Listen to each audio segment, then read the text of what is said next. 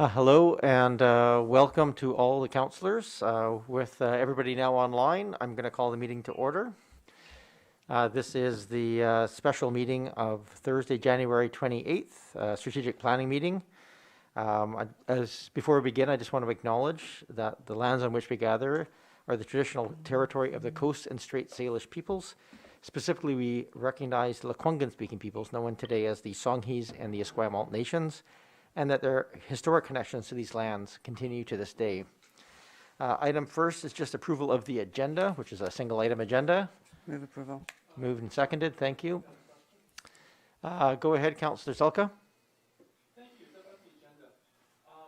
If we wanted to change any of the wordings mentioned in the agenda with respect to suggested motions, would we do that now, or would we do that at the time that we get to the point in the agenda? No, we would make that at that point in the agenda, Councillor Zelka. Okay, thank you. Okay, thank you. Any other questions or changes people wish to see? Not seeing or hearing of any, I will call the question. All those in favor? Councillor Green? Yes. Councillor Zelka? In favor. Thank you. Okay, with that, we move to the meat of the agenda, which is a discussion around our council priorities. This is the first meeting we're having in this, sort of a lead into our financial planning. And for those watching at home, the intention is that the next three meetings where we're dealing are taking some of the guidance from this meeting and applying it into our financial planning process. We'll be taking public input at all of those meetings. And we'll invite you to do that. Tonight's meeting is really to help give guidance to staff as to what to include and not include in that draft budget that's going to come forward to us. So these are where the hard decisions are somewhat made, in that we have to choose how to prioritize a lot of very important initiatives. So with that, I will hand this off to Ms. Bay, our Director of Strategic Initiatives, who I believe is going to give an introduction. Thank you, Your Worship. The purpose of this report is to share with Council the progress made in 2020 towards delivering on the priorities you set at the start of your mandate. Council at that time set 5 priorities. These are now noted, as you'll see, at the top of your agendas for each of your meetings. You also selected 45 initiatives to deliver on those priorities. We're here today as a team, both virtually and in person, to report on where we're at 2 years in. I'm happy to report that substantial work has been completed to advance Council's priorities. A list of 2020 accomplishments is provided with the report agenda packages and has also been placed in front of you for those of you who are in Council chambers, or sent to you for those of you remote attending. There are 50 distinct accomplishments on that list. There are basically 3 types of work that we do. All 3 types of work advance Council's priorities. I'll briefly talk about each type. First, there's the basic work of operating a municipality. This is basically the work we are legislatively mandated to complete. Residents count on us to complete this work. Through this work, we provide clean water to drink, safe roads on which to drive and bike, convenient ways to get rid of waste, parks and buildings that allow for recreation, and responsive emergency services. Secondly, there is the emergent work. This is the work that cannot be predicted at the beginning of the year. This work is sometimes driven by negative pressures, such as significant infrastructure failures, strikes, or disease outbreaks, say a pandemic. Emergency work can also be driven by positive pressures, such as unexpected grant opportunities. Whether negative or positive, emergent work can increase the time it takes to complete basic work. So, for example, consecutive snowstorms in a region unaccustomed to snow will unexpectedly increase the time staff have to spend to keep streets clear. Because the snow event was unusual, staff would not have budgeted time for snow clearing, and the time spent on clearing the snow would reduce the time available to complete planned projects, thus delaying those planned projects. Emergent work has 3 characteristics. It is not within our control, it cannot be planned for in advance, and it cannot be delayed. Thirdly, there is council-driven work. special initiatives selected by you for your term at the outset of your mandate, and also council resolution-driven work that you direct through your term. Your special initiatives are listed in the district's corporate plan. All three types of work, basic work, emergent work, and council-driven work, must be completed within a finite amount of staff time. Increases in one type of work will therefore reduce the amount of time available for the other types of work. How much of each type of work occurs in any given year will shift over time. 2020 was a year in which council's priorities were advanced primarily by the first two types of work, basic work and emergent work. Within the context of finite staff time, there was not enough time available to deliver on all the district's special initiatives on the aspirational timeline noted in the corporate plan. The aspirational timeline was built on information available in early 2019. At that time, no one anticipated a pandemic. In years where there is not much emergent work, there'll be more time available for council-driven work. 2020, as we all know, was not such a year. In fact, due to the pandemic, 2020 required a whole lot of emergent work. Likely, in the context of Oak Bay, an unprecedented amount of emergent work. Fortunately, both basic and emergent work advanced council's priorities in a significant way. The work completed has been listed on the sheets in front of you. The handouts relate the work completed to your priorities. As you will see, the list includes more than just the special initiatives listed in the corporate plan. While the majority of staff's time was spent on basic and emergent work, there was still considerable work completed on council's special initiatives. We're happy to report that, despite a pandemic that was in play for almost all of 2020, we are still on track with more than 3/4 of council's special initiatives. 2020 was a challenging year for us all. 2021 likely will be too. Delivering basic services, responding to emergent issues, and advancing council's 45 special initiatives more than fully uses up staff capacity. To respond to capacity constraints, adjustments will be needed to plans put in place prior to the pandemic, and taking on new projects will need to be approached carefully and warily.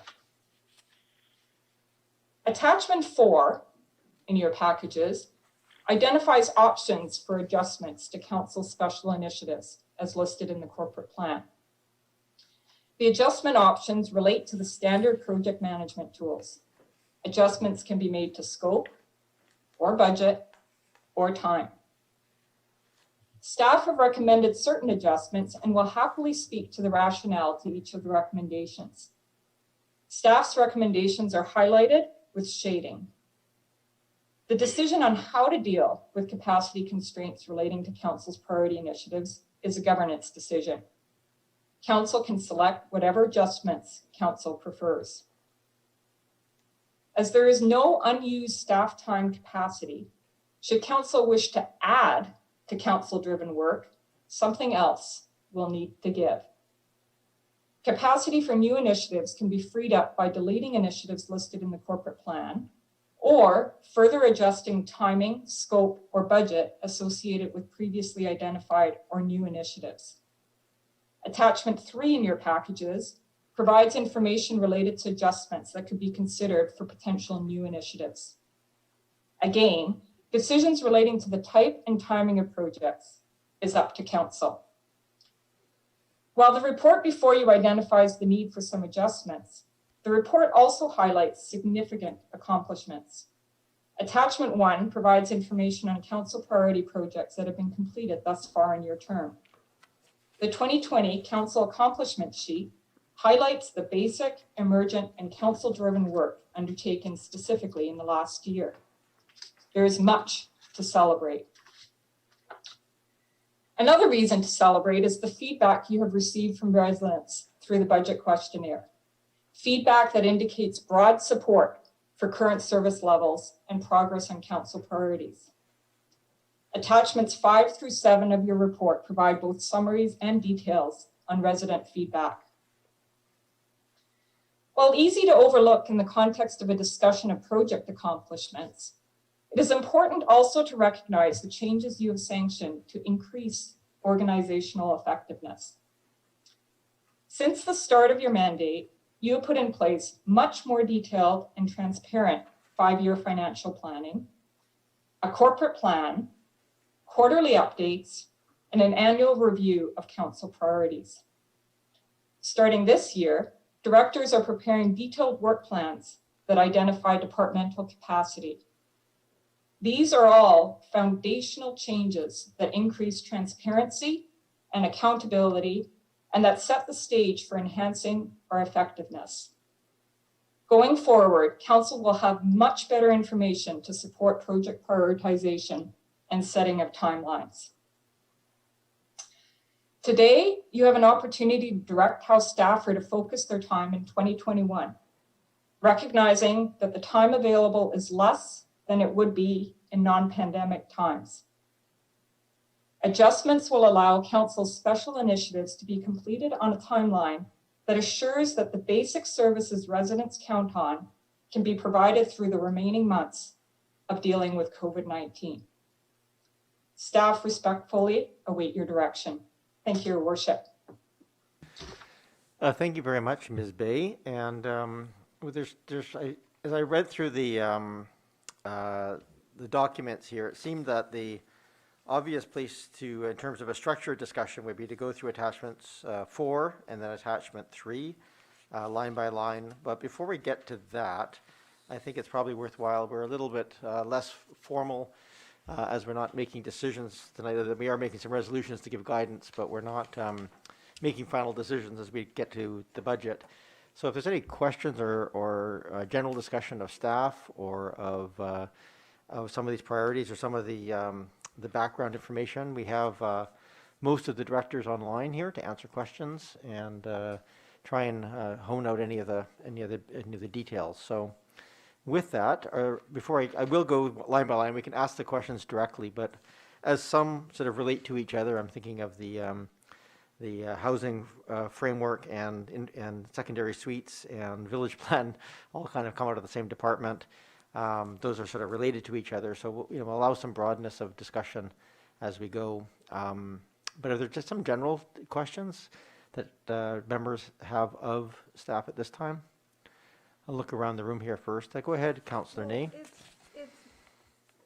Thank you, Mayor. It's not a general question. It's actually a specific one, but for me, it'll feed into the more general discussion, if I may ask it.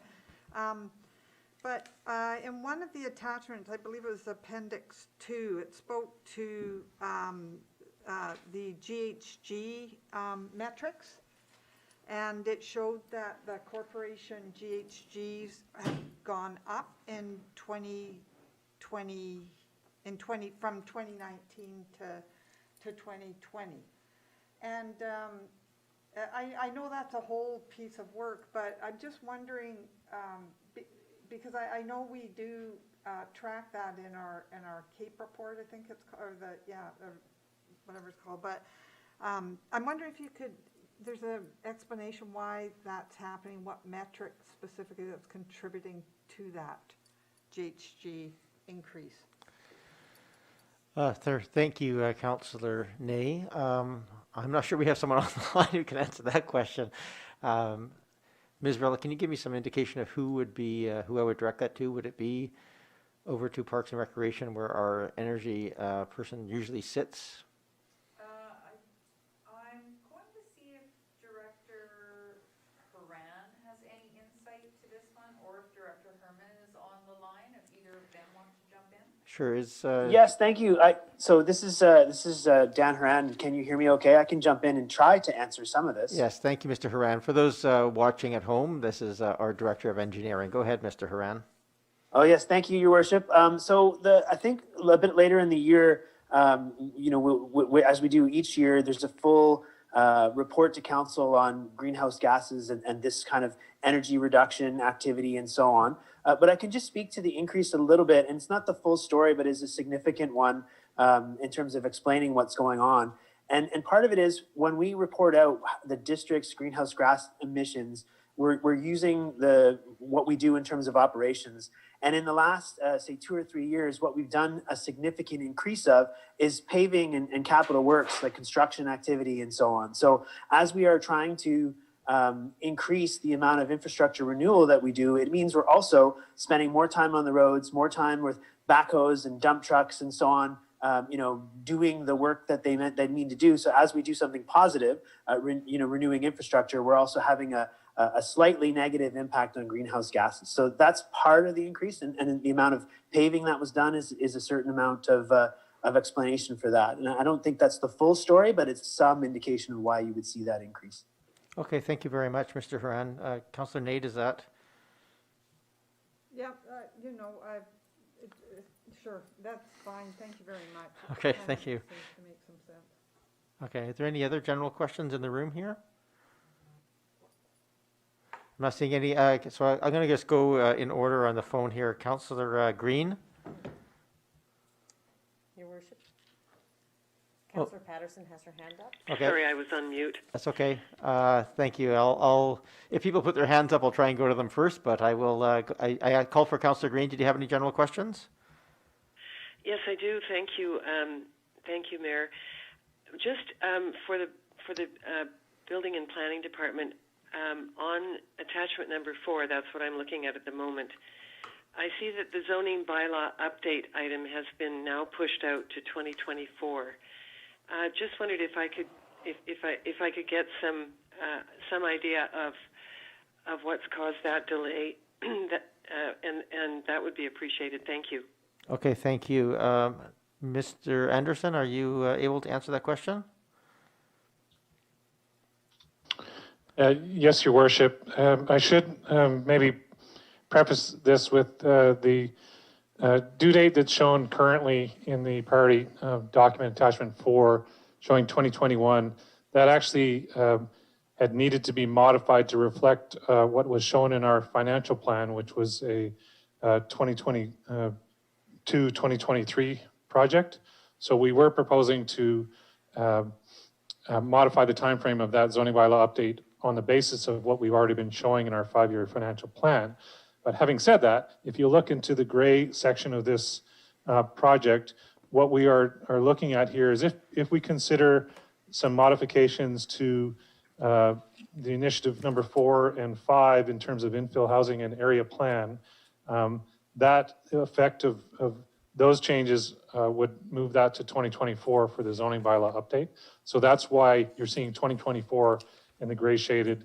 But as I note, that's for council discussion, I believe at a later point in tonight's meeting. Thank you. Okay, thank you very much. Councillor Green, any other questions? No, that's it for now. Thank you very much for the answer. Okay, we can get into some more details after. I'll go to Councillor Patterson, then Councillor Braithwaite.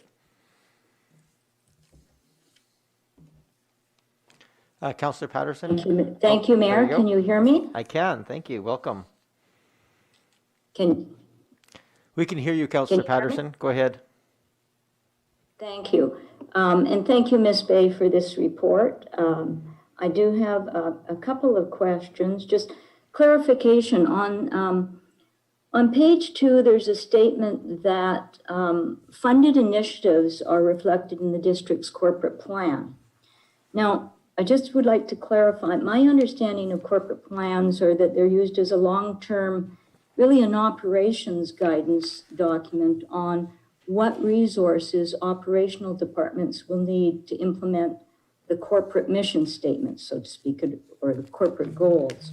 And so on that, with that understanding, a corporate plan would actually be a basis for budgeting decisions and so that's directly in conflict with what is presented, because on the report, we are actually not going to do the corporate plan until after council has made decisions about the funding.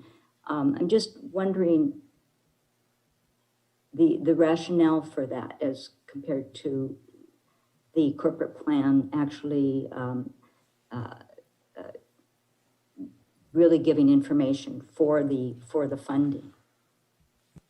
I'll go that because Ms. Varela, really at the end of the day, would you have an answer for where the corporate plan fits into this picture? I'll defer to Miss Bay on that one, Your Okay. Worship. Ms. Bay? Thank you, Your Worship. It could really be done either way, quite frankly. It's been done this way because traditionally the 5-year financial plan is what has shown what would be funded and what would not be funded. And the financial plan is a much more detailed document that reflects the full scope of the district's operations. So it really reflects both the basic work that I referred to earlier, as well as the special initiatives. And because in our case, the corporate plan only lists council's special priorities and doesn't reflect the operational pieces, it was felt that it was important that it be the 5-year financial plan which drove the content of the corporate plan, so that the council had the full picture of all the financial implications, not just of the special initiatives, but also of the operational initiatives and any emergent activities. Thank you, Ms. Bay. Thank Councillor Patterson? Thank you. May I continue? You may, go ahead. On page 4 report, it referred to factors that contribute to reduced 2021 capacity. Do we have any idea of a percentage rating by the amount that the capacity is reduced by? Ms. Bay? Thank you, Your Worship.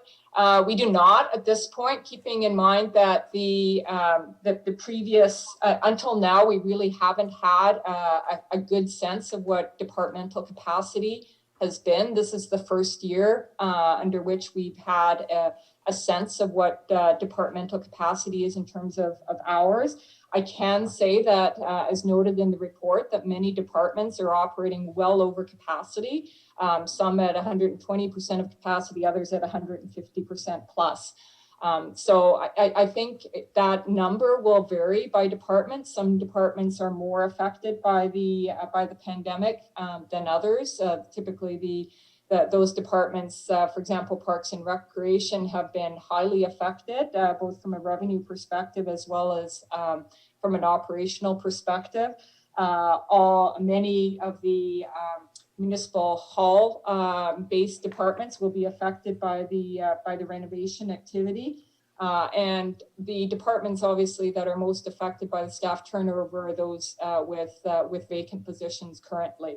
I think it's safe to say that it's significant in the cases of pretty well every department. There is no department that has not been affected by these listed pressures.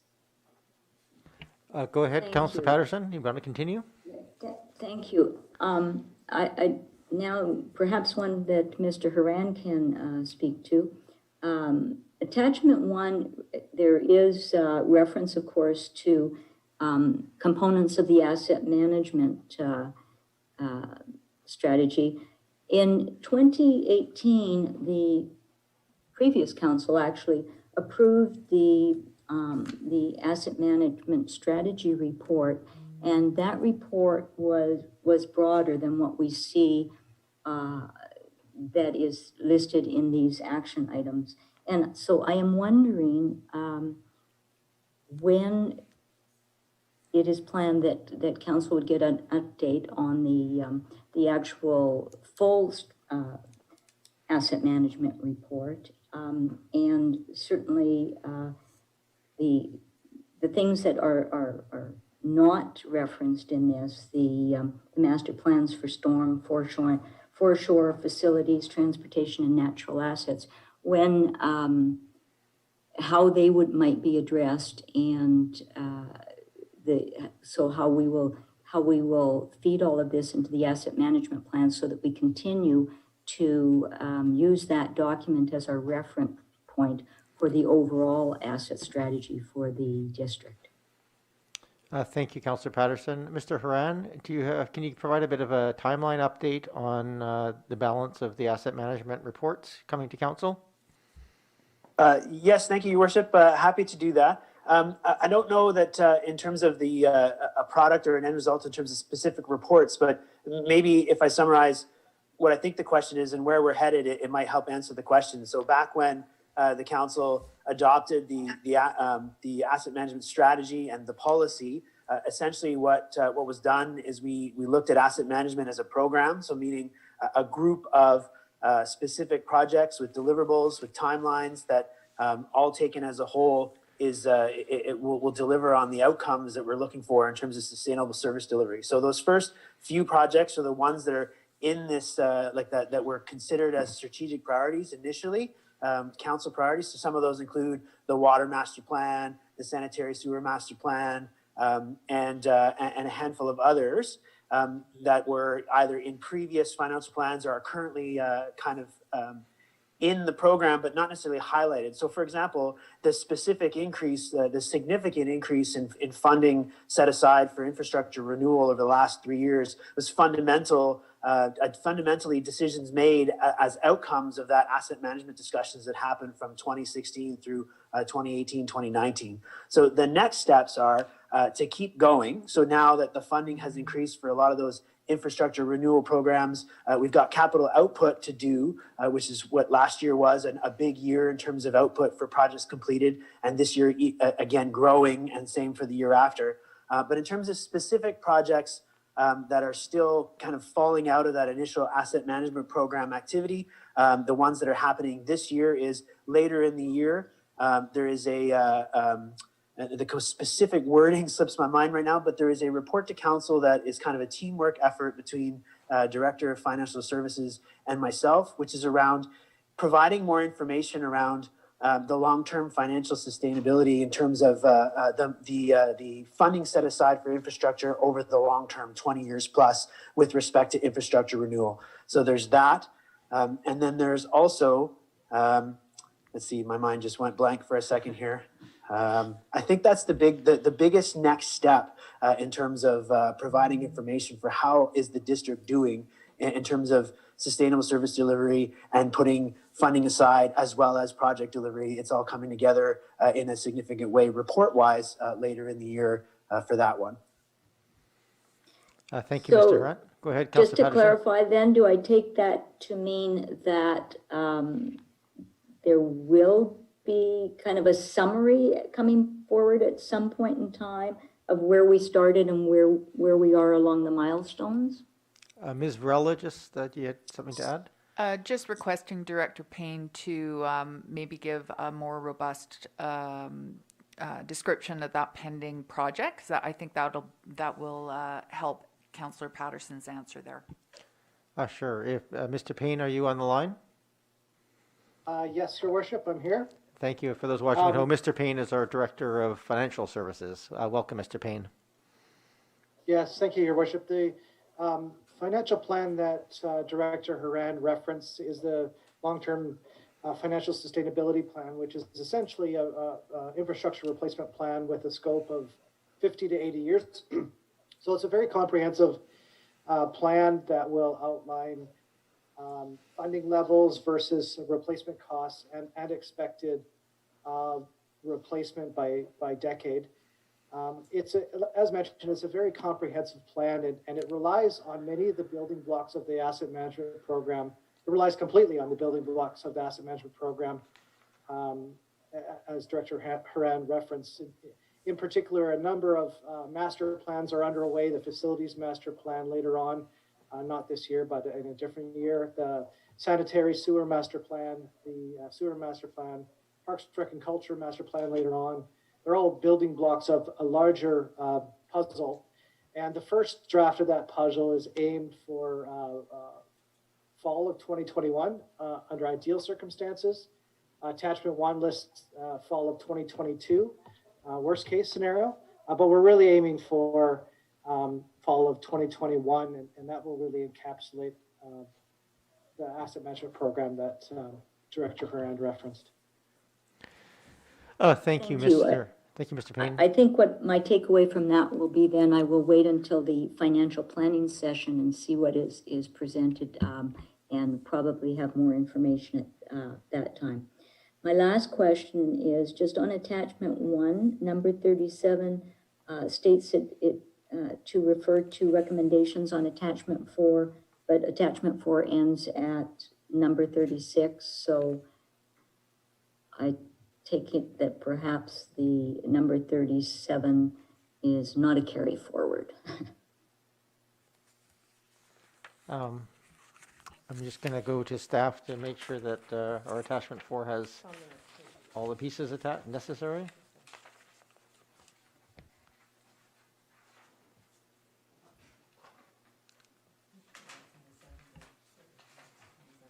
Yeah.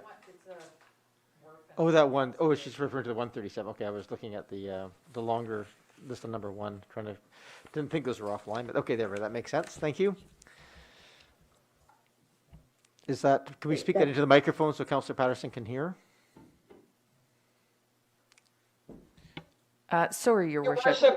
It's Sina Bay here. I believe if the page is flipped, their number 37 is on the back side of that sheet. Yeah, it's not, I don't have it on my attachment that I have. It's in the agenda if you wish to, if you refer to it in the agenda attachment, 4 has it there. It's probably, right. We probably should have pointed that out at the beginning because it's unusual to have one line on the following page. So, Councillor Patterson, anything else? No, that's all. Thank you, Mayor. Okay, I have Councillor Braithwaite and then Zelka. I would like to go to first time questions if there's any, so I'll go to Councillor Appleton if you have any questions, and then to Councillor Ney. Go ahead, Councillor Braithwaite. Thank you so much. And thank you again to Ms. Bay for a very comprehensive report and information. It's so great to get it laid out in this way because it makes it very, very easy for us to kind of dissect and go through. The area that's of most concern to me, I think, is under the diverse housing, and for a couple of reasons. Number one, I think that, this is the area that a lot of us ran on some of these areas in our platforms when we first ran for office for this term. And so it would be, to me, a good thing for us to be able to complete some of these within this term. I'm going to I'll just focus on one for now, which is the preparing of the village area plan. And I note that it says that would only focus under change scope clarification. It says focus only on Oak Bay Village, Cabra Bay Road corridor as part of this project. And I'm wondering if we could even focus it or change the scope to even be a little bit more. That might make it a little bit easier for us to complete by the end of 2022. And that would be to only focus on the Oak Bay Village area. And so there's that question. And then the second part of my question would be, if that were the case and if we needed to hire a consultant to complete this work because it wouldn't be in the capacity of our building and planning staff to do this work, could we use something from the Alternate Transportation Infrastructure Reserve Fund, monies from there, to pay for a consultant to help with this project? We may get to some of these questions on that particular item, but I think it's probably not. Mr. Anderson, if you could just talk a little bit about what options we have for tackling village plans. Can we reduce that scope? And other questions that Councillor Braithwaite asked. Thank you, Your Worship, members of Council. Certainly, reduction in scope of any significance would assist in reducing the time it takes to prepare an area plan. We'd certainly have to look at to see whether removing the Cabra Bay corridor from that would in fact have that effect. But generally speaking, when you're conducting a plan in a defined area, the components are relatively similar. And so whether the scale is reduced may or may not have that much impact on the time, but that's something we would certainly want to look at from a staff perspective. The other comment I should make is that I believe if we look at modifying our time frame with respect to the village area plan, that we we are in a reasonable spot to see substantial completion of that end of 2022, and then consider bylaw and adoptions in the early part of 2023. And I'll just to comment on the respecting the consultant. We do have budgeted consultant dollars with respect to the village area plan work, so we have that in place, and I don't think we need to go and source other monies to have us deliver on the village area plan for the Oak Bay Village Cadbro Bay component. Thank you. Thank you. Go ahead, Councillor Braithwaite. Any other questions? No, that'll do for now. I'll let others ask before I come back to my second question. Okay, thank you. Councillor Appleton, did you have any questions at this time? Oh, sorry, Councillor Zelka, and then, yeah, go ahead. Sorry, is it Councillor Zelka next? Councillor Zelka, yeah, go ahead, please. Oh, thank you so much, Chair. I'll try and speak directly to the report first in more of a general sense. I do wanted to ask a question through source chair to staff. The IAP2 framework mentioned on page 6 of the report suggests that this report is to inform and to consult with the public. I just wanted to, my first question through you, Chair, is will the public be invited to speak in this meeting, please? Thank you, Councillor Zelka. At this time, under the agenda, we don't have a space for the public to provide input here. However, the recommendations that come out of this meeting to inform the financial plan, we have 3 meetings planned for that financial planning process, which include these pieces. And so those 3 meetings will have public participation included. If it's the will of council, a majority will of council to change, I guess it's 2/3 actually in the procedures bylaw, to open this meeting for public input, we can certainly do that as an option if that's the will of council. I just wanted to clarify what was intended since we went through a whole process for public transparency. And I do note on page 3 of the report that the intent and some excellent work has been done by staff, in spite of the pandemic, for some absolute amazing work that is brought forward that in spite of the limitations for public participation, we have been able, I believe, to increase and have greater accountability and transparency to the public. However, I'd like to ask a question through you to staff. I do note that in spite of our wonderful IT initiatives, and in spite of in December, we published or formalized our 2021 council meeting schedule. Shortly thereafter in January, a number of special committee of the whole meetings were scheduled, but unfortunately no indication was given to the public of, for example, this meeting or of future meetings in February. I wanted to ask through you, Chair, is there any way that the 2021 council meeting schedule PDF up on the website that is right next to all of these meetings, minutes and agendas, could it please be updated with, for example, today's meeting? It's not there. Or all of the special council meetings that are scheduled for February, because they're not there either. The 2020 schedule did show all the special committee of the whole meetings and special council meetings. Unfortunately, this schedule does not. And I believe that would go a large way to increase even further greater accountability and transparency. Is that possible, please? Thank you, Councillor Zelka. I'm sure that's very possible. Mrs. Varela? Thank you, Councillor Zelka. If there was an oversight on the posting on the website, staff will address. I would like to remind that meetings are posted in accordance with legislation and those requirements have been met. In addition, there has been publication in the newspapers. So we will correct the oversight, but there was notification as per legislation and a few extras. Thank you, Ms. Varela. And if I may continue, I certainly don't doubt any concern regarding the legal aspects. What I am concerned about is the aspects of greater accountability, greater transparency, and ensuring that in spite of the pandemic, the public feels at all times welcome and completely informed. I'm sorry to also share through you to staff that the automated email that normally goes out when an agenda is posted, there was no email for today's meeting. All the other meetings that have been posted did get an email, but this one unfortunately didn't. So if I hadn't been informed by staff, I would not have, I wouldn't have been prompted to come to this meeting. Yeah, thank you, Councillor Zalka. And I I would just wanted to share that, please. if I may, I'll just extend the reminder to all members of council. If there's issues like this that arise, just reach out to our staff directly and ask them, because the intention, as you well know, is to always provide the maximum amount of notification and information on the website and other things. So if those tools aren't working, let us know as quickly as possible, and staff know as quickly as possible, and they will be addressed.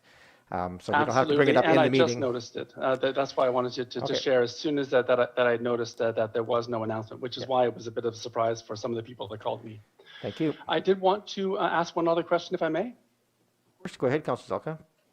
Thank you. On another general matter, I have noticed that there's been a fair bit of flooding throughout the district, and possibly this may be even more of an issue going forward with respect to aspects of climate change. I just wanted to ask a general question now, and I guess we can get into the details and the specifics later as we go through the various aspects, but do we expect that our infrastructure and asset management initiatives to help alleviate the aspects of flooding that our citizens are encountering, in fact, even some members of council are encountering, for example, in the last month or two?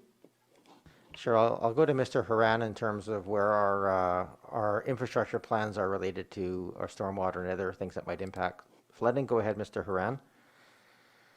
Yes, thank you, Your Worship. Thank you for the question. I think there's two aspects to that.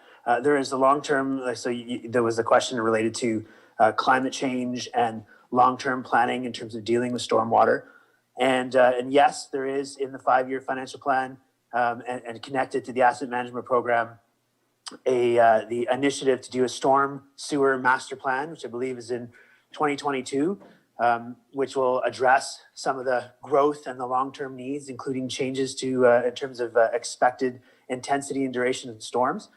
So that's the longer-term question. The shorter-term question related to this is, yes, the council in the last 2 or 3 years and continuing forward has increased the funding available for both operations and maintenance, so daily maintenance of storm sewer and then capital rehabilitation. It is going to take some time to address those things.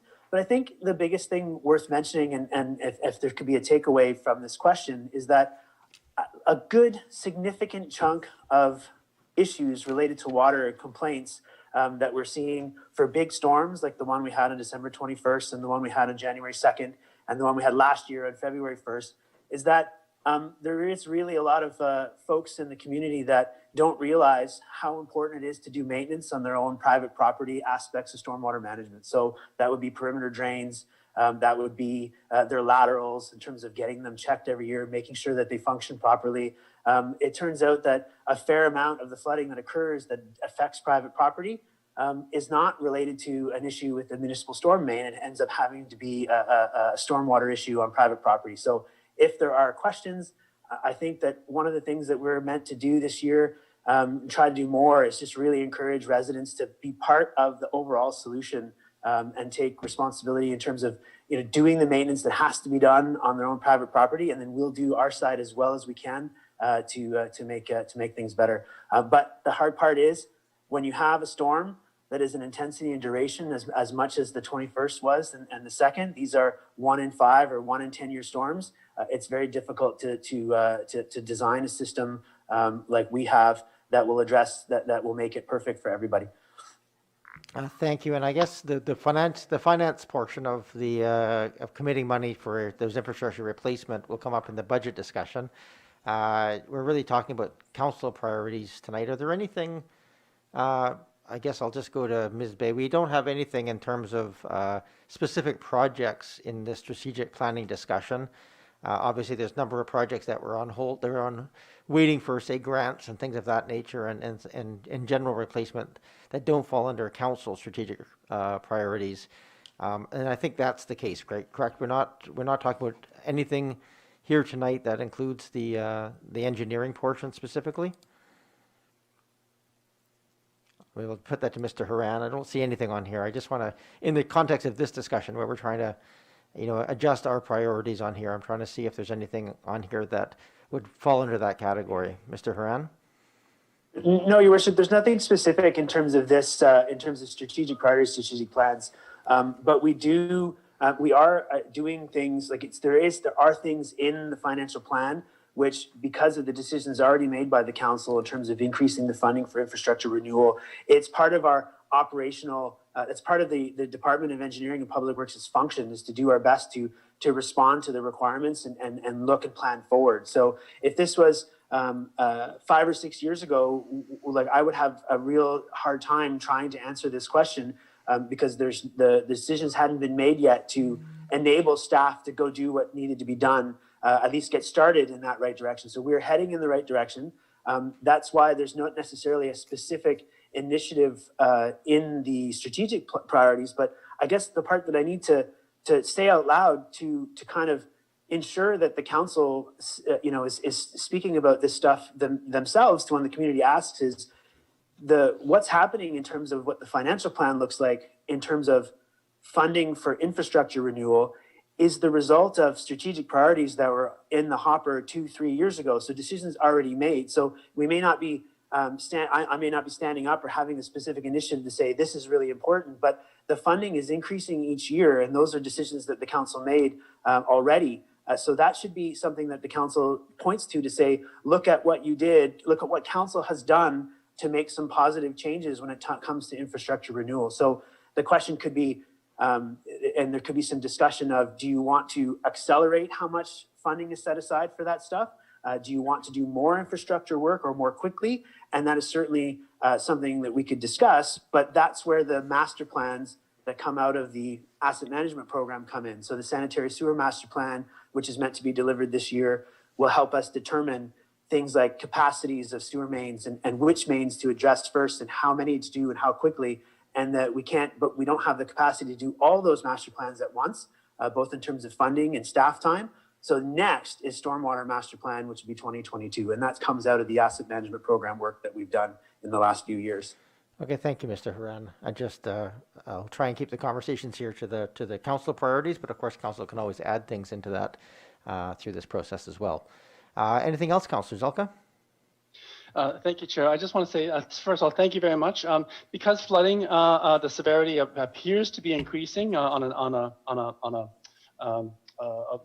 in terms of appearances, and that part of what we're doing today is considering emergent issues that are coming to the fore, possibly. I'm so pleased to hear that it sounds like the engineering department is working on it, and of course, if at any point additional monies are needed to assist with the education of the public or assisting with suggestions, for example, one-way valves being installed in these stormwater pipes, please let us know, and we'll see if we can find the money for it. Thank you. Thank you, Councillor Zelka. Councillor Appleton, did you want any questions at the general stage? Yeah, go ahead, and then I'll come to Councillor Ney. Thank you, Your Worship. And just picking up on the topic that Councillor Braithwaite raised, I too have concerns just in terms of responding to capacity. The elements under housing are sort of the biggest ones for me.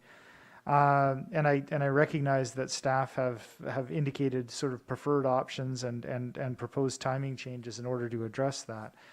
I'm specifically referencing, in terms of attachment 4, I'm specifically referencing items 4 and 5, which are the infill housing and village area planning components. And I note that obviously there's a couple of different ways to address this. Columns C and D refer to hiring consultants or hiring more staff in order to address the capacity gap rather than extending the timeline. And so I guess my question relates to really it's not fleshed out beyond saying that budget for additional staff would have to be provided. What I'm curious about is if council were to so direct that that items 4 and 5 should stay on their original timelines, but that staff would return options for, basically an additional funding amount associated with items C and or D for those two items. Is that the type of number that staff would be prepared to, would be in a position to provide as part of the upcoming financial planning process? Thank you, Councillor Appleton. I guess that goes to Mr. Anderson. Yes, thank you, Your Worship. In regard to, I believe it was particularly D in that table that we're talking about, and whether or not we would, if we wanted to continue with both of those projects on that schedule, we would need to add staff to that. And I believe the question is whether or not we would be able to determine what level of staffing we would need in order to achieve that. We can certainly do that if that is council's direction. Thank you, Mr. Anderson. Anything else, Councillor Appleton? Okay, thank you. Councillor Ney, good to you for a second time. Yep, thank you. So, yeah, the question is related to what's being recommended for number 3, which is, and so I just want a point of clarification. Is what I'm understanding that that the secondary suite development would be completed in 2021, but that there's no date for implementation? Is that how I read that? Is that reading of mine correct? Mr. Anderson, can you clarify?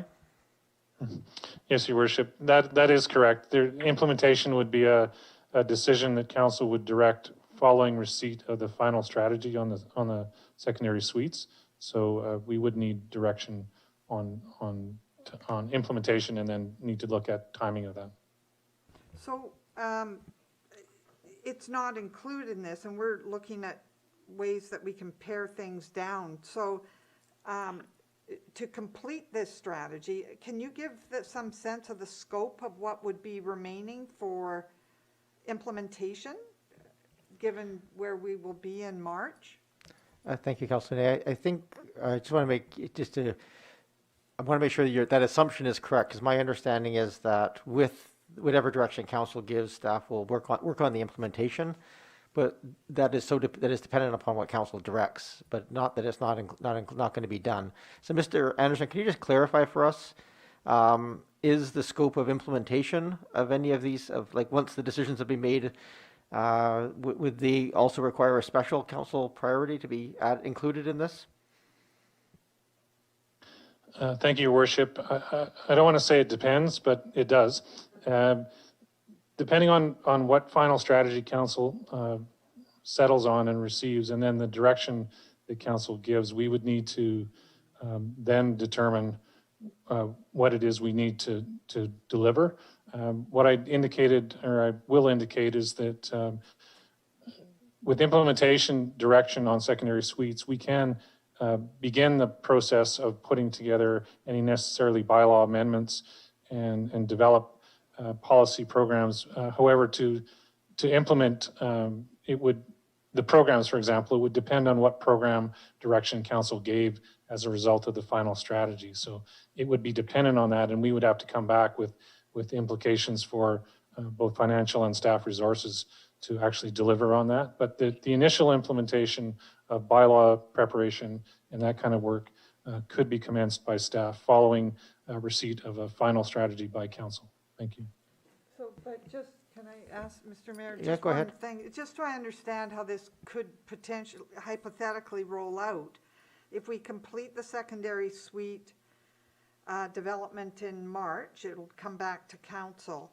And it's not clear, because council hasn't made this decision, whether implementation would proceed immediately or be delayed and paired up with the infill strategy, I presume is what people are thinking, which would leave a completion of secondary suites sometime in 2023 or something. But so my question is, given we aren't voting on that until after budget, then it still wouldn't be done, it wouldn't be streamed, it wouldn't be a seamless process. Is that correct, Mr. Anderson?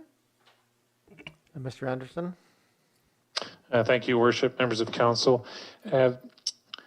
As I noted, with final strategy in place, and should council give direction to implement secondary suites, the first step in that process would be preparation of bylaws. Staff could, with that direction, start working on those bylaws. It would have work plan implications for staff, but we could be moving forward with beginning the implementation. And then what I would perceive is that we would have a need to budget for 2022 any resources needed with respect to implementing programs that council directed. But the actual bylaw preparation and that work, and then sort of looking at the programs, is primarily a work plan implication for staff and not a budget or financial implication for staff in that first phase of implementation. I hope that's reasonably clear. Thank you. Yeah, thank you. Thank you, Councillor Ney. Is anybody else wish to ask questions on this a second time? Go ahead, Councillor Braithwaite. Thank you. I'm just hoping that Mr. Anderson can just explain to me on number 8, the zoning bylaw update. On column E, it says, practically not an option given legislative obligations reapplications. And I'm just wondering if I can get an explanation on that as to, are you talking about timing there, or I'm just confused as to what that actually means. This is in column E, lower operational service level. Mr. Anderson? Yes, Your Worship. Apologies. I'm just sort of having a little bit closer look at that. So this is the idea that we would reduce an operational service level related to zoning bylaw. And I believe the primary point to be made is that it is a legislated bylaw and implementation that would need to be in place. So reducing what it is we would do with respect to the zoning bylaw in that context was practically not an option.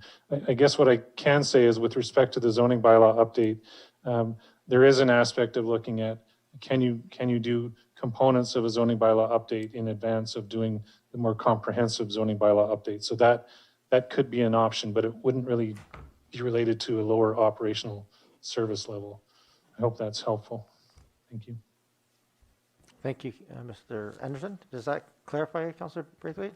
I think so. I'm going to mull that one over.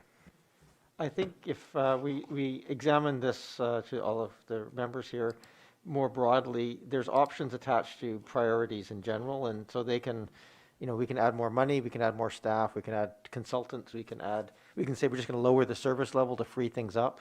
Or change the scope of what we're attacking. And I think the way I read that one was that zoning bylaw review, there's no reduction in service that would help. Like they just have to do their work, so it's net new work. So there's no service reduction that would allow for that. That's my reading of that chart. Ms. Rella? That's correct, Your Worship. So reducing a service level isn't a possible offset to speed that up. Thank you. Even more succinct than me. Thank you. Any other general questions? If not, we'll go to these very same questions, but in a bit more specified fashion. Go ahead, Councillor Ney. And just a question. I'm just wondering through you, Mayor, to staff, could you explain why it is that the staff recommendation is to delay the completion of the infill housing and proceed with the village area plan prior to that? What's the logic of that? Thank you, Councillor Ney. I guess some clarification. Is that a recommendation or is that just one of the options that came out of some discussion? So, Mr. Anderson? Yes, Your Worship, members of council. That would be in the category of an option for consideration in terms of if there was a desire to modify the timing with respect to the village area plan. Then in order to achieve that, the option shows that we need to also adjust the timing with respect to infill housing. So that's what that's showing. It is premised initially on the potential desire on the part of council to see the village area plan process advanced and completed on an earlier time frame, and that's what you see in terms of the delay timing under option A for the infill housing. Sorry, I guess I've missed something, Mr. Mayor. Did we make that decision somewhere that we'd want the village planning done before the infill? No, Sorry, in maybe I fact, didn't no, understand that has not, and in fact, that's really what we're here today to talk about. So I think what happened is that there was that discussion at the last couple of meetings concerned about the, the things, the timing of the village area plan. And so if we were to move that forward, these would be the implications. But it's not a decision, and it's certainly, it's up to this body to change the current state, which is the existing timelines that are here. So you're reading that correctly. It's sort of backwards. It's sort of anticipating if that was the direction, what would be the implications. Okay, thank you. Mr. Anderson, I answered that for you. My apologies. Did I do a sufficient job to explain that?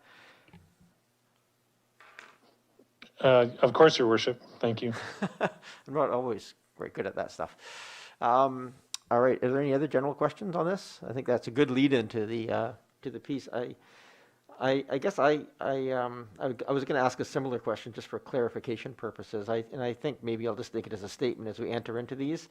There are some of these that obviously use the same staff, and so I think part of this job is to determine how we want to go about achieving our goals, how important certain timelines are, what we can and can't do. And I think some of the questions asked around, can we use consultants, can we add more staff, or those sorts of questions are going to be quite germane in terms of how that comes, because that will impact what comes forward as a draft budget for us to consider where these things go from what we want to do, consideration of staff ability, into what we can do with staff ability and budget, which is the next level of detail that we're going to get into. So with that, any other general questions? Not seeing any or hearing any. Anybody online, just speak up at this time if you wish to. Mayor, it's Councillor Patterson. Go ahead, Councillor Patterson. Yes, thank you. And I first want to say that I feel quite reassured hearing from other members of council a strong desire to move forward both on asset management and the housing framework, which is, I think, very important to the community. Just one item that I don't want to, I just want to make sure that we don't drop, and that is on Schedule 1, number 11 was to assess and improve Todd House, and that was dependent upon a grant coming forward. I don't know if there is any more information to be shared on that at this point in time, but I just want to ensure that if the grant isn't forthcoming, that we don't let that one item fall through the cracks with everything else that we have to do, because there was some critical work that needed to be done. And so I just wanted to have some reassurance that, and I'm sure Ms. Bay has this one certainly in her radar of keeping it up front, but I just wanted to touch base on that, because I'm sure there will be a lot of heritage people in the community that are following it and just would appreciate having a bit more information on that. Certainly. Maybe I will go to Ms. Bay on that one in terms of the Todd House specifically. It's one of the ones that are obviously underway. We've given direction in the financial plan and process last year. Doesn't show up in our strategic planning this year. Can you explain where that maybe, in addition to just confirming the details of Todd House, going over what makes it onto this list and what doesn't, in terms of some of these priorities and projects? Thank you, Your Worship. With respect to the Todd House, our 5-year financial plan does include reserves that are sufficient to address the emergency work on the Todd House. When the documents that you see before you reference the grant, it's really for the full amount of work on the Todd House, which includes the conservation work, which is significantly costlier and which we don't currently have funds set aside. So it's grant dependent for the conservation work, but our current funding does allow for the emergency work to be completed with district funds should we not be successful in getting the grant. Our grant application did include a request for funding as well of the emergency works. So if we're successful with the grant, then we would be able to set aside those funds that would otherwise be used for the emergency works to fund the subsequent ongoing maintenance costs associated with the Todd House. So at this point, we're just waiting to hear back on the grant to find out exactly how we can best approach the work that needs to be done on the Todd House so as to stretch the district's finances as much as possible. Thank you very much for that update. I'm sure there are members of the community that will really appreciate knowing that this one hasn't somehow dropped off the radar. Thank you. Thank you, Councillor Patterson. Any other general questions? If you think of them as we go along, we're more than welcome to raise them up. As I said, this is going to be a little less, we're meeting as a special council, but it's a less formal model in terms of trying to get to give some direction going forward. So with council indulgence, I'm going to go into these. So we'll talk about diverse housing as a whole, but we have the 4 pieces in here. There's a secondary suites study. There's the infill housing, there's the village area plan, and then there's a zoning bylaw update. Councillor Ney, you touched on this, that the wording that is in here essentially changes the priorities from the infill housing to the village area plan.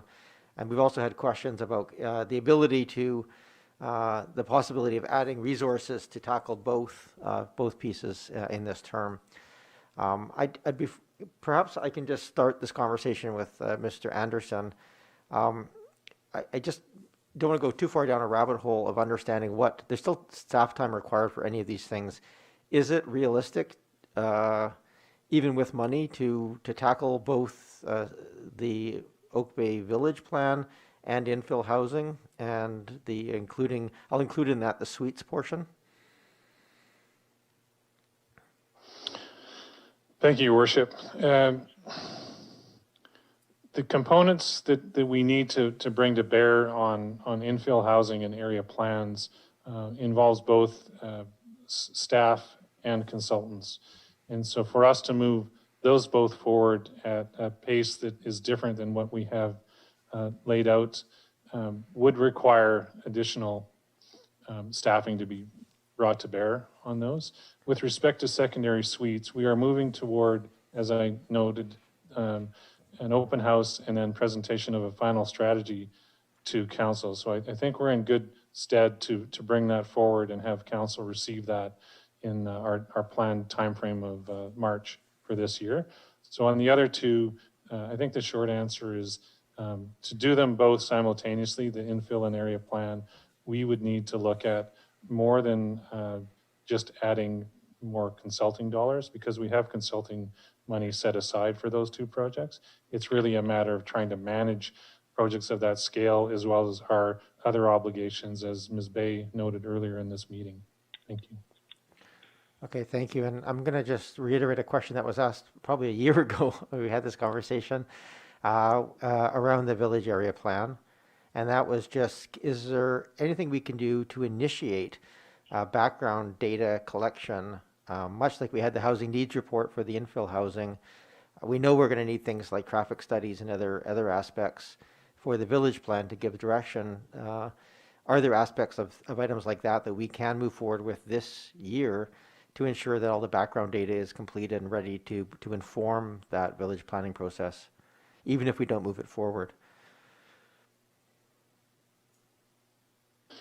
Your Worship, the intent from a work plan perspective for us, given our current context and conditions, was that we would start with putting together the terms of reference and background work that needed to be done toward the end of this year.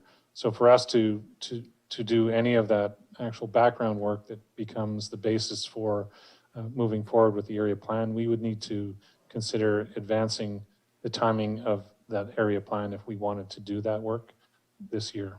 It was intended to be commenced in 2022 in terms of that background work. Okay, thank you for that clarification. Didn't mean to steal anybody's thunder on that, but those are questions that arose and had been risen earlier. So to this table then, we can take them in order. I think the completed secondary suite study is reasonably straightforward. Are there any questions or changes or anything else on this particular piece? Go ahead, Councillor Appleton. Thank you, Your Worship. And just very briefly, I guess what's being presented here essentially is a timeline change which has already occurred. I guess this is sort of a retroactive endorsement of a time, because it has slipped from its original date, and I think we were well informed of that. But essentially, what this represents is a sort of retroactive endorsement of the revised timeline. Is that what that represents? I think that's fair. Ms. Varela? Yes, Your Worship. Can you? Oh. Sorry about that. Yes, Your Worship. So the one column there has the current due date, which is 2020, as it's currently listed in the corporate plan, I believe is the document. And we have adjusted in our reporting to you, but it's the corporate plan that needs adjustment. Thank you, Ms. Varela. That helps clarify for all of us, I think, where that first number sits. Are there any other discussions on this secondary suites portion of this? Yes, it's Corinne Green. Councillor Green. Go ahead, Councillor Green. Sorry, Mayor. I just have some general comments first, and I hope you'll bear with me. First of all, thank you to Ms. Bay for a very complete report, and to everyone who helped to compile this. I have to be honest with you, I've struggled with it today. I've struggled with the material, and the reason I have is because I see all of these things as connected. I don't see them as separate items. So I think someone used the word at one point, holistic. And if I look at this holistically, I'll just give you an example. Under diverse housing, I think all of these are a priority, starting with the review of the zoning bylaw update, because that is fundamental for me to land use policy. So I'm struggling with, I guess, the sequencing in one sense. And I agree with Councillors Appleton, Braithwaite, my other colleagues, Councillor Ney and Councillor Patterson. It's really, they're all connected, and they're all, for me, very important. So if I was going to focus on two achievements for this council this term, I would focus on diverse housing, and I would focus on sustainable service, which includes asset management, and that includes the financial plan and the corporate plan. But I also skipped down to the HR plan. And if I look at Ms. Bay's report and the essence of the report, which talks about workload and pandemic stress loads and workloads, and that departments, some are working 120 to 150% over what should be expected, then I'm thinking that HR plan is critical. So that's another critical point. But these are all connected back to the capacity issue.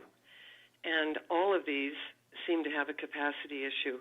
And for the HR issue, we're in a catch-22. If we don't enhance human resources, then we're not going to be able to address other resources in this priority setting. So, and the internal administrative achievements that were listed, and I really appreciate, and they are remarkable under all the circumstances. But I guess my concern is that based on the questionnaire, as I read through it, there were a couple of underlying themes, and one was that those kinds of achievements don't necessarily resonate with the public. And secondly, I got a sense of get on with it from the public. In other words, move forward. And I guess I would like us to see moving forward with diverse housing, as has been mentioned, and the components that are there. I think the village plan, I would switch out the village plan with the zoning bylaw update. I would put the zoning bylaw update ahead of the village plan at this point in this term. But I am concerned, I think, like some others are, that the timelines are getting pushed out further and further. And I find that I know it's for good reason and I know it's justified, but how do we tackle that? And how do we connect all of these things together? And I know that's a question that may not beg an answer tonight, but those are my comments to this point. Thank you. Thank you, Councillor Green. I'll leave it at that. Anybody Councillor Patterson or Councillor Zelka? Any comments on the specifics of the option, item number 3, the secondary suites portion? Councillor Zelka. Go ahead, Councillor Zelka. Thank you. Thank you, Chair. Well, first of all, one of the struggles I have with diverse housing always being the first of many council priorities is that we may spend the whole meeting talking just about diverse housing and not get onto the other priorities as well. So I'm hoping that we can spend an equal amount of time on all the priorities. So just a general comment there. Of the four, I'm with Councillor Braithwaite. I'm very interested in the village area plan. I think so. Number 5, I'm also interested in seeing number 3 being completed. And I certainly would like to see some aspects of the zoning bylaw being updated. So those would be the sort of prioritizations I would look at. Thank you. Okay, thank you. Any other discussion here on the suites? I think they're all connected, so we can take all 4 of those. And to Councillor Zelka, to your point, if we get too bogged down here, I might take a break and go to the other ones and come back again. But right now, I guess I would like to hear from Council. Are we interested in terms of we have to rank the priorities? The current is really the suites, which was we inherited and are trying to complete in a timely fashion. The infill housing, which is the housing framework portion of that. I guess these are kind of in the order that we had previously established: 3, 4, 5, 6, or 3, 4, 5, 8. Is there willingness or desire on the part of council to change those priorities, and or is there a desire to seek information about doing what we can to move some of these earlier so we can get as many of them completed or substantially completed in this term, which would necessitate, I think it's important to know the priority order that this council has, as well as the ask of staff so they can bring back options to us to the financial planning portion. Councillor Braithwaite, you had your hand up? Yes, Mayor. And I'm wondering, perhaps it might really help us if, I know that for building and planning, they have been down a staff person since December. That makes that has a big effect on what they can and can't do. But I'm wondering if perhaps we might be updated on where they stand with replacing that person, because that might then make a difference to how we look at the timing for some of these under diverse housing. Sure, thank you, Councillor Braithwaite. I don't know, is there a timeline update for a replacement of the planner position? Your Worship. Your Worship. Oh. There has been a posting put out, so there is advancement being made. I wouldn't want to commit to a timeline because you're not sure how that process unfolds, if you have to go out again. There's a lot of variables to it, but I can say that there has been a posting issued and the posting has closed. Thank you, Ms. Rella. Go ahead, Councillor Braithwaite. And then I guess for me, it's difficult for me to say,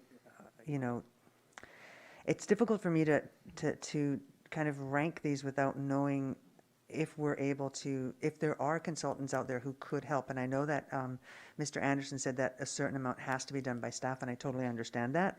But if we're hoping to have a new staff person in place, and if we're able to get 2 consultants, let's say, for example, one who's very, very good at updating zoning bylaws and another who's very good at something else that we have on this list, what kind of a difference will that make? And can we put that into our decision-making on how we rank these? Sure. Thank you, Councillor Braithwaite. Mr. Anderson, are you able to sort of identify where consultants are could be used and where they could not be used in this framework? Or is that I'll let you try and answer that if you can. If you can't, feel free to say you can't. Your Worship, I will always try.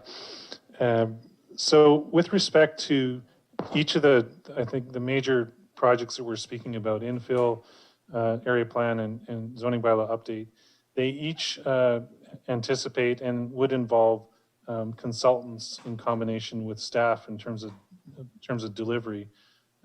So I think maybe that's the short answer that question. I think with respect to the sequencing, I should comment that with respect to the zoning bylaw, there are two basic elements to that. One is a comprehensive update of a fairly dated document. The other is to implement any policy directions that might emerge with respect to the range of housing topics that are contained within both the infill housing project and the area plan project, particularly around multifamily housing. So I just wanted council to be aware that there are two main components associated with that zoning bylaw update as part of this. But to go back, we would need consultants to assist us to deliver on any of these significant projects. Thank you. Thank you, Mr. Anderson. Councillor Braithwaite? So what I hear staff saying there is that, okay, so secondary suites is well on its way. It's basically almost done. So that's something that I think we don't have to make a decision on anything to do with that tonight. I don't think, because that's well on its way and will come to fruition.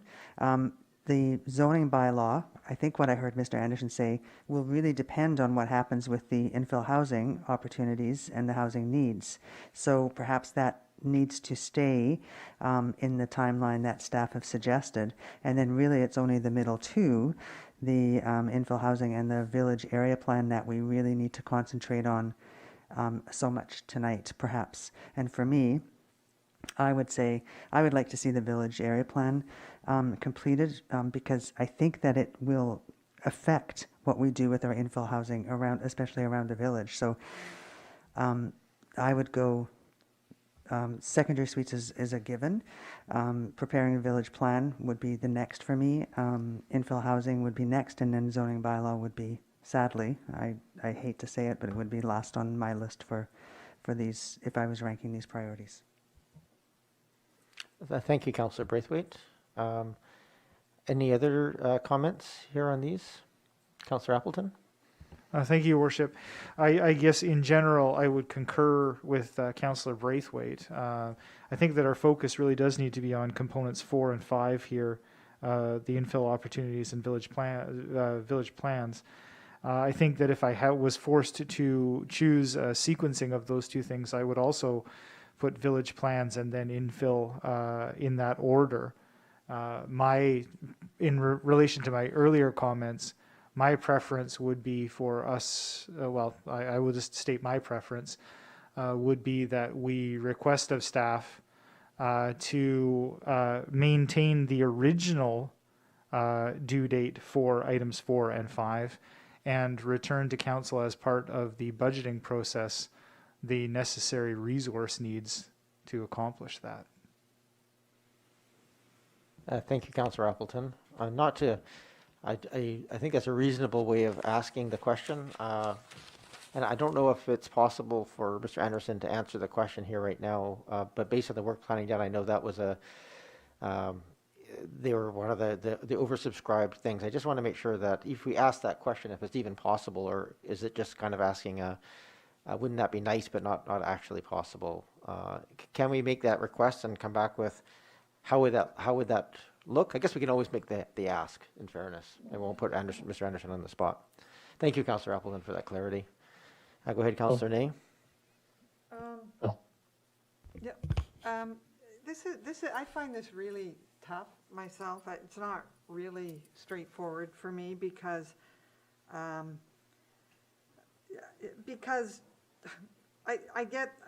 think the reason these are here is because we've all decided that they're important to do this. So it's not easy to start thinking about at least one of these being really pushed quite far out now. So, I take the point that from Councillor Appleton and Braithwaite that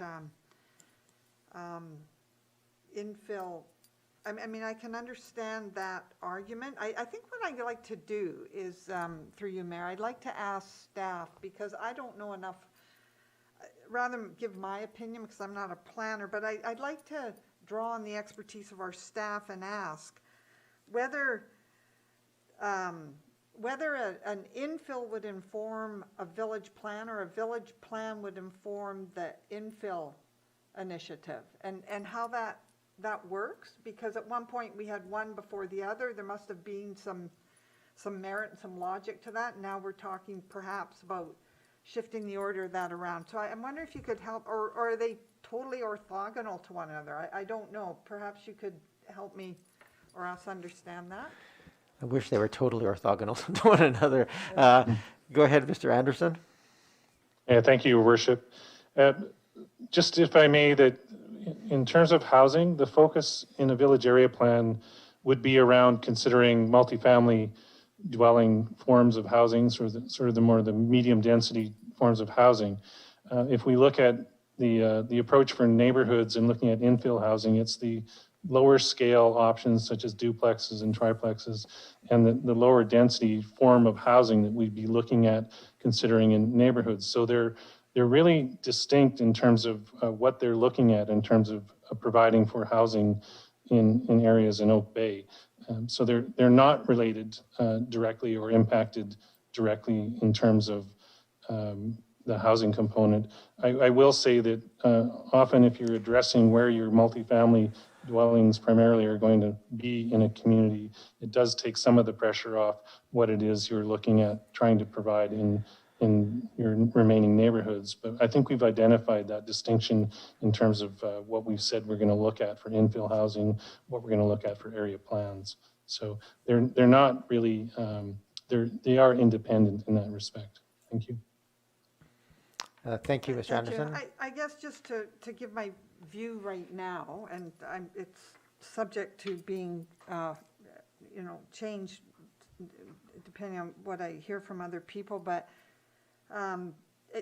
for me, there's a logic in moving from, if we complete the secondary suite into the infill, because those two initiatives need to speak to one another. I sort of get the logic of that.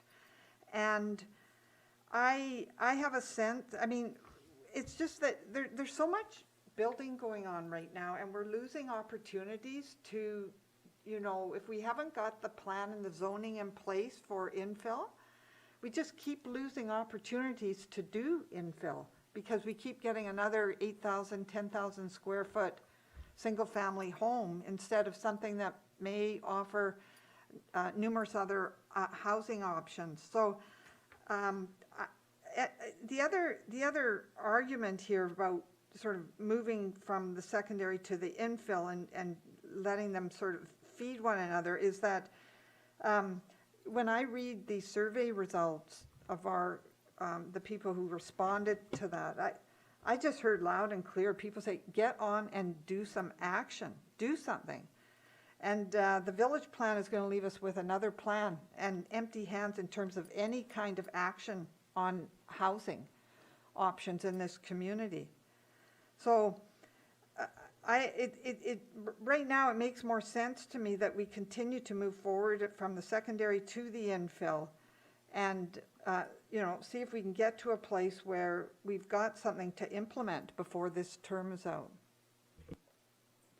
Thank you, Councillor Ney. Councillor Patterson, Green, or Zelka? Yes, Mayor. Hello, Mayor. Councillor Patterson. Go ahead, Councillor Patterson. I do appreciate the comments of the councillors, and I certainly with Councillor Ney's comments on number 3 and 4, I see those as being directly linked, and there is so much activity in the market right now. I also feel a sense of losing the opportunities. So I certainly would like to see those go forward. But I would also like, perhaps, if we could have staff comment on number 35, which I also see tying into that, and that's changing the rules for home-based business. Because the home-based business also holistically works with diverse housing, because it's important to understand what we would want with the home-based businesses, again, many of them which exist in the community already, within the context of other opportunities we want to have for diversifying the housing options in the community. And those are businesses that already exist today. So I don't know how that, if the home-based businesses also impact a zoning regulation or where they fit. So perhaps if staff could just perhaps clarify that, I would appreciate it. Thank you, Councillor Patterson. I'll go to Mr. Anderson again on that question. Thank you, Your Worship. To Councillor Patterson's question, that item in terms of being an initiative or a priority relates primarily to examining the current home-based business regulations that are in our zoning bylaw and looking at the opportunity to allow for an increased range of business types that would be allowed visitation or allowed people to come to the homes to avail themselves of that business.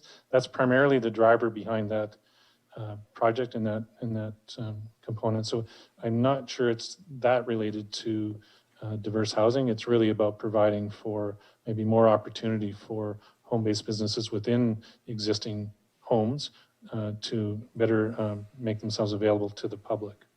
Thank you. And would that then, thank you for that information, Mr. Anderson. And then would that become a component then of the zoning, a rewrite of the zoning bylaw? Mr. Anderson? I believe that review was intended to be a fairly minor in scope, and it could be done as if you will, a minor update to the zoning bylaw. It wasn't intended to be rolled into a more comprehensive zoning bylaw update. Thank you. Thank you. Thank you, Councillor Patterson. Did I hear Councillor Zelka and then Green? I'll pass it this time. Thank you. Okay, go ahead, Councillor Green. Yes, thank you. And I really appreciate the comments of the councillors that have spoken. I would agree. I would like to see the secondary suite issue hopefully resolved by the end of this year. I think that this has been, percolating for many, many years, and I think we're well on our way to completion. And I think our goal should be to hopefully implement a regulatory framework at the very least for existing suites in the municipality, and then go from there. And I agree with Councillor Ney. It follows that infill housing would be the next priority. And I'm feeling that the infill housing would inform the village plan quite nicely. When we talk about the village plan, I don't know, and this is a question through you, Mayor, to Mr. Anderson. When we're talking about the village plan, are we talking streets and blocks? I mean, what does that look like visually beyond Oak Bay Avenue? Could I ask Mr. Anderson that question? Certainly, of course, Councillor Green. Mr. Anderson? Yes, just with respect to the village plans and the corridor plans, they're principally focused on the main street as noted, and they can be and are typically expanded to perhaps I'll call it a 2-block distance on either side of the main street or corridor that they're encompassing. So they are intended to be focused, if you will, on those main street corridors. And I don't believe really they do directly or are directly influenced by looking at other housing types within neighborhoods. Either study could be done independent of the other, and they can close together and be implemented similarly. Thank you. Thank you, Mr. Anderson. Councillor Zelka, did you want to add anything on this before I say my piece? No, thank you. I appreciate all the comments from my council colleagues, and I look forward to moving on to another priority. Thank you. Okay, so I guess if I'm taking this, and I take Councillor Braithwaite's point, which is endorsed by others. Really, I think we're talking about 3, 4, and 5 on this. I see the I see the suites. We need to be doing everything we can to complete that, make some direction, and move forward. I think it does tie directly to our other infill housing for all the reasons that were stated. I also think that it, not to disagree with our Director of Building and Planning too severely, but I actually think it's, we need to identify what housing options we want that allow for some gentle density near the villages. So if we want to allow near the corridors, maybe some enhanced duplexing allowances or townhouses in those areas, that if we haven't even approved those as housing forms in the infill housing portion, it makes it very difficult to talk about some of those tapered down densities near the village plans, because currently they're not allowed. And we haven't set any kind of guidelines for what they are. So to my mind, the plan that we had in place, which is the suites and the infill, which are tied closely together because they really allow for some of that additional density within our established neighborhoods. And I feel the urgency on the village plan, but to my mind, we have a housing crisis and really need to establish where we're going to go with our housing. And the village, well, important and urgent, is not as urgent as the housing needs are in my mind. And I also really want to make sure that we're taking adequate time to be willing to look more than just, well, what's the scope and setbacks of the buildings, but reimagining what is the traffic flow we want in the village, what is where are we going to put people when they come, how are we going to make it a positive place to park and spend a day in the village and walk down to the ocean, and consider this as more of a destination experience for people, make it more walkable, bikeable, etc. So I think it's a big discussion, and I think if we're going to do it right, it's going to take some time, and I have a hard time imagining in a course of a pandemic being able to have that fulsome a conversation. But I do think we can get a lot of the groundwork done, and my hope is if we can lay the framework, foundation for that the next council coming in will have the foundational background work done and can tackle the design of that village going forward. So that's my preference in this list, is the order as they were. And I fully endorse the idea of asking what can we do to move some of those other aspects further forward in terms of how possible is it? How would it cost? What would be are there other impacts that we don't know at this time? And I do recognize that it may not be possible and likely won't, even with money, but let's ask the question and see what's possible. So I think maybe better to leave motions till the very end, just because I think we're just trying to get a sense of where people are sitting right now. But is there any other discussions on this diverse housing section of this? Go ahead, Councillor Braithwaite. I'll just make one comment, and that is, I appreciate your comments on this, but I still believe that the village area plan, we've been talking about a village area plan for about 25 years now, and so a lot longer than the infill housing. Although the infill housing is very, very important, I just really think that we owe it to our residents and to our businesses within the community to look at the village area plan first. So that would be how I would go. Thank you, Councillor Braithwaite. A quick question from Councillor Zelka. Go ahead, Councillor Zelka. No, thank you so much. If I may, just before we leave this, in terms of the village area plan, does any work on Oak Bay Lodge going to be affecting the Cadborough Bay village plan? Just wanted to know whether we needed to wait for that to complete, or whether we needed to complete this in order to provide input to CRD. I will hand it over to Mr. Anderson. Yeah, thank you, Your Worship. Given that the Oak Bay Lodge is intending to conduct basically a land use planning exercise for the lodge site, I would suspect when we define the Cadborough Bay corridor, we may not include that site and let that process unfold. That would be my initial thought regarding that. Thank you. Thank you. And I think always public lands have a certain slightly different taste to them than private development options do as well. Moving on to the service excellent portion here, I don't know if we need any additional introduction to any of these pieces, but if you want to just refresh HR plan, occupational health and safety program, refresh website, update land use procedures bylaw. There aren't really substantial changes, although of course everything's been pushed back a little bit, primarily with the occupational health and safety program. These are a little bit into operational pieces, but tied to priorities this council has made to ensure that the safe and respectful workplace model applies to mental health and physical health of our staff as well. So I don't know if anybody here wishes to comment on any of these. You're more than welcome to do so at this time.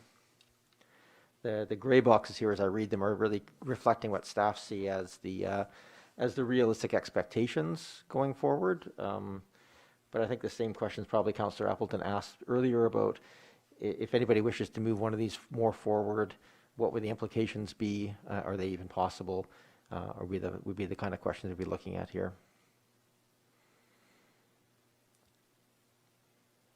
A question from Councillor Zelka. Go ahead, Councillor Zelka.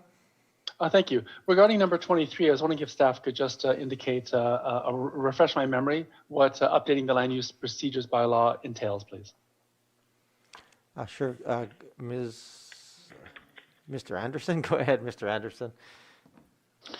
Yeah, if I may, Your Worship, our current procedures bylaw with respect to land use is fairly limited in scope and dated, and it does speak particularly to development applications and how we manage those. So the update is looking at bringing that document into, I guess, a more current form, but also to consider other elements with respect to processes and procedures around our land use and development applications. So that's the scope of the work. The update process is underway as indicated in our priorities. And so we're hoping to have that delivered for this year. Thank you.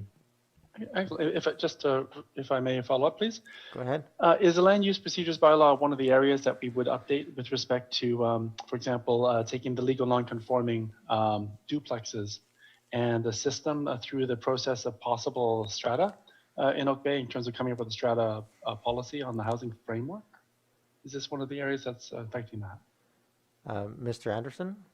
Through Your Worship, no, that wouldn't be part of the land use procedures bylaw. That would be more aptly dealt with as part of our other diverse housing projects. I guess particularly we could look at that in the context of the infill housing initiative. Thank you, Your Worship. Great. Thank you so much.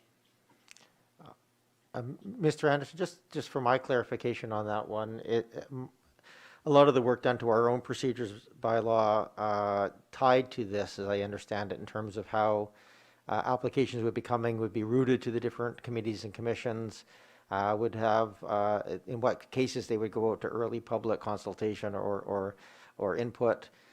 Is that what we're talking about here with the land use procedures bylaw?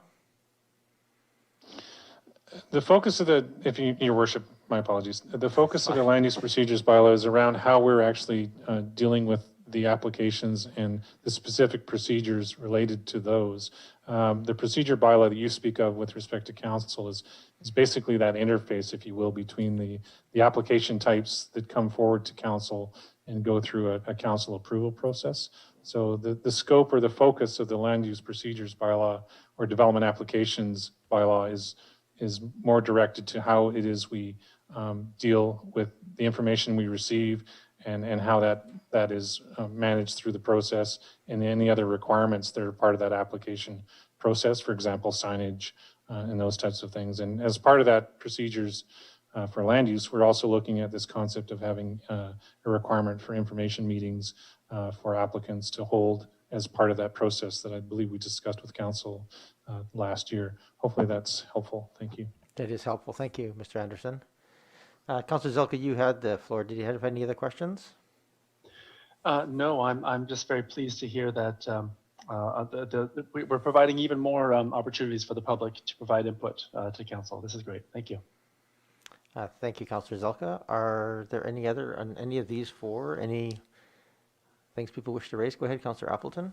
Thank you, Your Worship. And I think I know the answer to this, but I think it bears just confirming with staff. Just with regards to 18 and 19, as far as HR plan and the OHS plan, I'm going to assume that because these elements were recommended for deferral or having their timelines extended, that there's a general comfort level with staff for doing that. I would hate to have these sort of be thought of as a necessary time extension that in and of itself, because of limitation of resources, that in and of itself is bringing sort of stress or pressure. That basically there was no other option other than to propose the extended timeline. So I just wanted to confirm that those two elements, as far as the proposed timelines, the delayed timing proposed, that those were satisfactory, and then the folks that brought those forward were comfortable with what was being proposed there.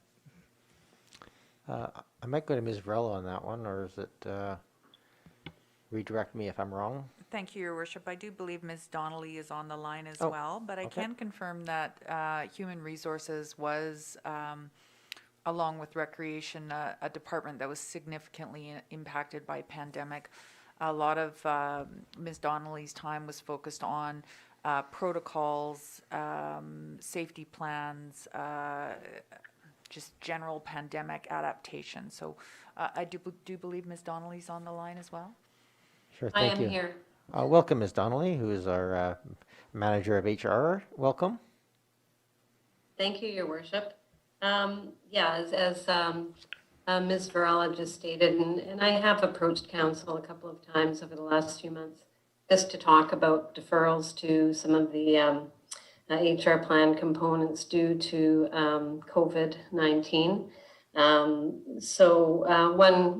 A couple of good things is that I'm, thankful to be able to move forward to hire a part-time support person, as well as an occupational health and safety officer that will be a critical piece in being able to help to deliver some of these projects over the finish line.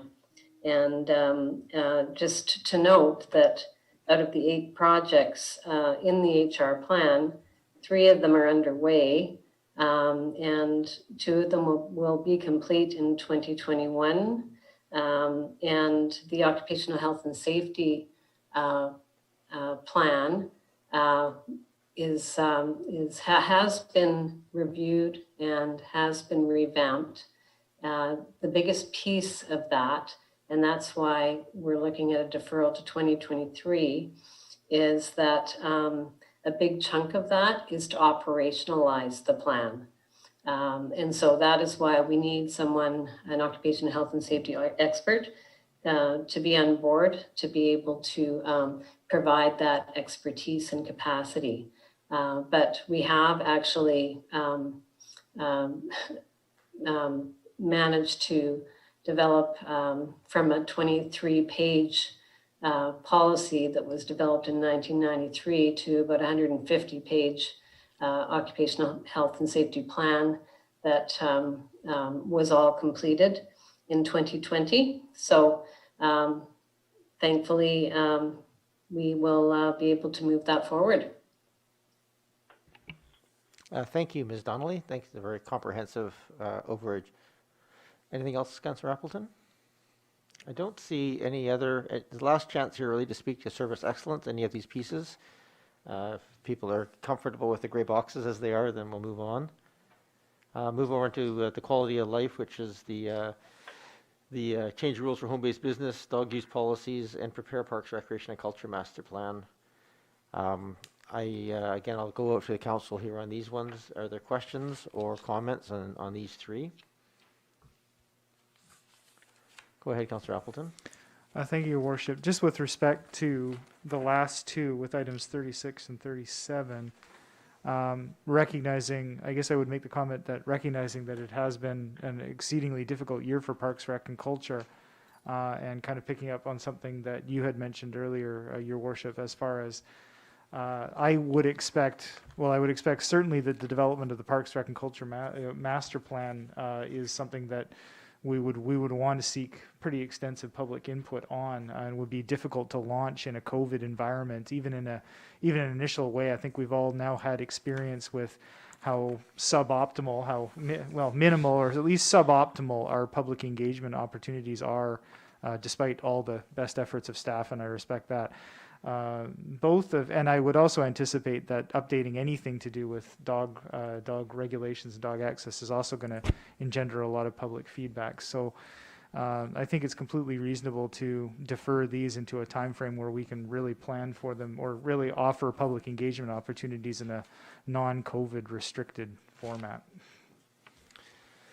Thank you, Councillor Appleton. I have a follow-up question to those, probably to Mr. Herman. I appreciate that these are very different things, the dog use policies of our lands and beaches, and the broader Parks, Recreation, and Culture Master Plan, which is more broad-based in our use of our parks and recreation facilities, etc.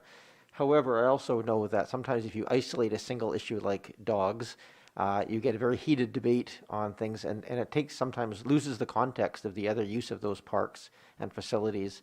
And I'm wondering if there is any thought to just conjoining these two so that the dog consideration is formed as part of, but just one component of the larger Parks, Recreation, and Culture master plan, as a way of both putting that context, but also hopefully, removing some of the immediate yes, no, good, bad dialogue that seems to happen on single item issues. Mr. Herman?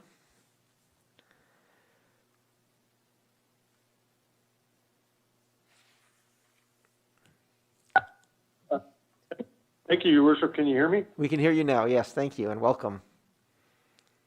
Thank you.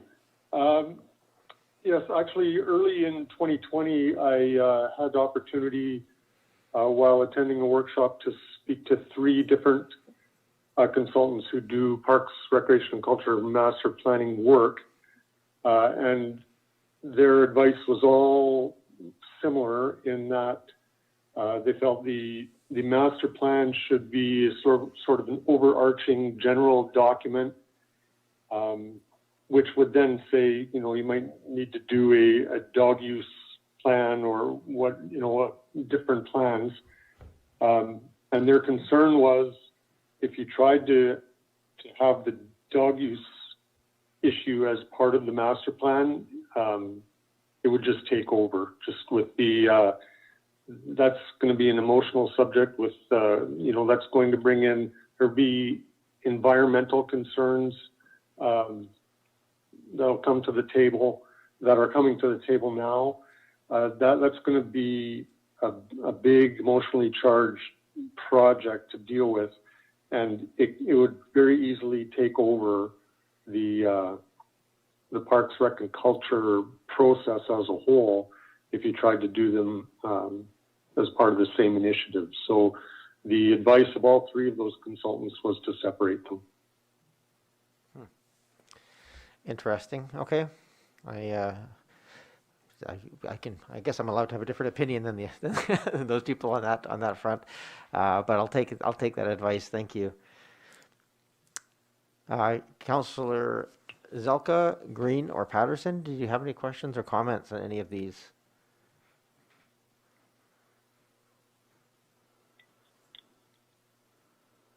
We can't hear you if you're speaking, so I'll take that as no. No comments. Yes. Oh, go ahead, Councillor Yes. Green. Sorry. It's interesting about those 2 issues, home-based business and dogs. They have been impacted by pandemic, I'm quite certain. I think there are many more dogs in Oak Bay than there were a year ago. But I agree with Mr. Herman, having faced a similar situation years ago in North Saanich. It is a very, it's a challenging issue, and I would agree with him that you may not want to roll it up into a master plan, and that if and when the time comes, deal with it separately. I do believe the home-based business issue, though, is important, because I do believe that more people, as we know, are working from home now. So I would certainly support, I think, the existing timeline is workable. So it's changing the timing to 2021, 22. So it hopefully things will improve by the end of this year in terms of the pandemic. But I still think the home-based business concept is not going to go away, and probably not diminish in any way. So I would support, the timeline that's there, and I would certainly want to see that addressed. In terms of the dog issue and dog use, it did come up quite a bit in the questionnaire. It has come up before regarding bird sanctuary areas and off-leash areas and so on. I really don't know what to say about that. I think Oak Bay is going to have to tackle it, though, at some point within the next 2 years. Thank you. Thank you, Councillor Ney. Yeah, I was struck by the comments as well. But interestingly about... Oh, sorry, Councillor Green. Is this second meeting? It's very odd. I think 'cause I'm looking at you and it's just... I just want to declare I am not Councillor Ney.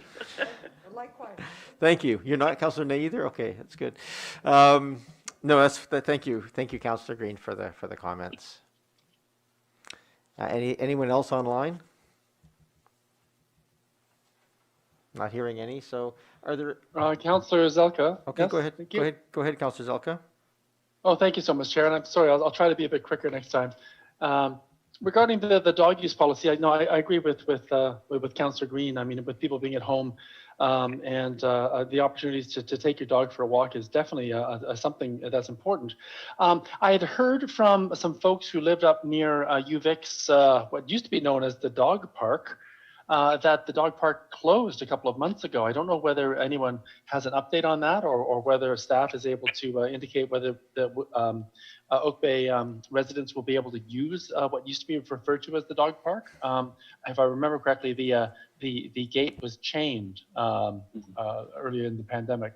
Is there anybody get an update on that, please? I can just give a general update in that UVic did close that and are keeping it closed for now as they're weighing their options for the land. They have not indicated they're going to reopen it again for public access at this time. So there's no update. A question in terms of this may go through Parks, Rec and Culture. Do we allow dogs into the Mystic Vale area, or is that at least on the Oak Bay side in terms of what we allow or don't allow? I just wanted to ask about that in general terms. Certainly. Perhaps Mr. Herman knows the official rules, and if not, I think Councillor Braithwaite does. Thank you, Your Worship. Into which area? I'm sorry, I'm not sure I know which area we're talking about. It's through Mystic Vale, which is primarily in Saanich, but has its headwaters in Oak Bay. I'd have to specifically look at the bylaw and see where, but I mean, in a lot of areas, dogs are allowed on leash. It's just a matter of whether the dogs would be allowed off leash, I would think. Yeah, they were allowed only on leash in the past. So is Councillor Braithwaite, is that still the case? I appreciate the information. I just wanted to know what was available now as to, because I know that with everyone at home, there is some desire to have movement on this. I'm sure there's also pressure on Saanich Council to do some movement in this area as well. Okay, thank you, Councillor Zelka. Certainly, some long-term use of that property would be very beneficial. And I will say, I have spoke to the new president of UVic, Kevin Hall, a number of times, and he's quite keen to see some action on there as well. So I think we have a chance over the next couple of years of seeing some planning happening for that piece of property, but I haven't heard that they're going to make any changes in the short term in terms of allowing access. Any other comments or questions on this section? It sounds like we're not much else. So I think hearing all the comments, we're still back to number one in terms of or like this first section, diverse housing, in terms of giving some direction. And so I think this is probably best resolved through motions, and it's since the given motions in the thing essentially says to endorse this as it is, which is a slight change in terms of moving the priorities from infill to village area plans. That will go forward as is unless we do anybody wishes to make a motion to flip those to their existing priorities. It sounded like we were largely split on those on the timing of those two. Councillor Braithwaite? I would make a motion as written in the staff report. You know what, why don't we take them a little bit, I'm just going to use my judgment and just separate them so we can just get to the meat of the pieces of this, so motions are a little cleaner. So do you want to just move receipt of the budget questionnaire? Move receipt. Is there a seconder? Any discussion on that portion? All those in favor? I'm sorry, Chair. I'm having a hard time hearing you. Have we split the motions in the report? Yes, sorry. We have split them. So the first motion is just that the results of the 2021 budget questionnaire, attachments 5, 6, and 7 be received. That was moved and seconded. I'm just asking if there's any discussion on that motion. No.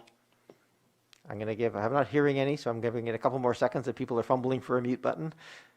Okay, I don't hear any, so all those in favor?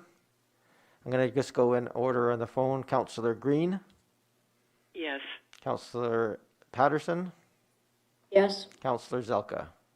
In favor, thank you. Okay, so that passes. The next one that the 2019, 2020, do you want to make the next motion there, Councillor? Sure. Braithwaite? That the 2019 and 2022 council priorities as referenced in the January 28th, 2021 report from the Director of Strategic Initiatives be reaffirmed. Moved and seconded. Is there any discussion on that motion? Question. Go ahead, I have a Councillor question Zalka. about that, please. If we use the word reaffirm, does that mean that they're locked down and the public will not have any influence on any changes to them? Is that the intention here, or will we leave? Or will we be able to revisit this if the public if it becomes revealed as part of the public engagement later on, that we may want to revisit the actual priorities? I would say. So a question as to what we mean by affirm. Sure, fair enough. These are the high-level corporate priorities, strategic initiatives. So these are the 5, I think, is what's being referred to. So those have been in place since we got elected and had that first priority session. If council at any time wishes to reopen those, that would be doable. It's not anticipated, if this motion passes, to reopen the discussion on those 5 priorities. So if you have some changes you wish to make, Councillor Zalka, this would be an appropriate time to raise them. Otherwise, if they're raised by the public, you could raise it at a later time. Well, no, with respect to informing and consulting with the public, and taking into account their input. To affirm means to state as a fact, to assert strongly and publicly, which implies that there will be no changes going forward, which I'm sure staff would appreciate as a basis to plan, but the public who don't have a chance to speak at this meeting necessarily directly may ask for some changes later on. So because of the word reaffirm, I can't support the motion. Go ahead, Councillor Ney. And then Councillor Green. Councillor Green, I have a question, please. Okay, I actually had that right, but I'll go in the other order. Go ahead, Councillor Green, then Councillor Ney. Oh, I'm sorry. Okay. I just wanted to ask, does reaffirm mean also reaffirming the timelines as set out in the document? That portion of the motion is just speaking to the 2019 to 2022 council priorities, which are the 5 priorities that established on top of our agenda package each week. Those 5. Okay. All right. Thank you. Mayor, it's Councillor Patterson. Go ahead. If I might ask a question, when we talk about reaffirming the initiatives that were set out in the 2019 to 22, there was also an attachment 3 in our package that we got. Is that to be discussed after this motion, or is that discussion going to take place before we actually move to whether we're going to adopt this or not? I'm happy to open that up if you wish to have the conversation, Councillor Patterson. I took this more as a procedural piece since we established these and have had them as our priorities to set them as the high-level priorities that are low-level, the strategic initiatives have fallen under. But if you wish to defer this, I'm happy to table this motion for time being, and we can go and talk to Appendix 3. And in fact, we really should have a conversation about that before we get to the motions on the on Appendix 4 anyway.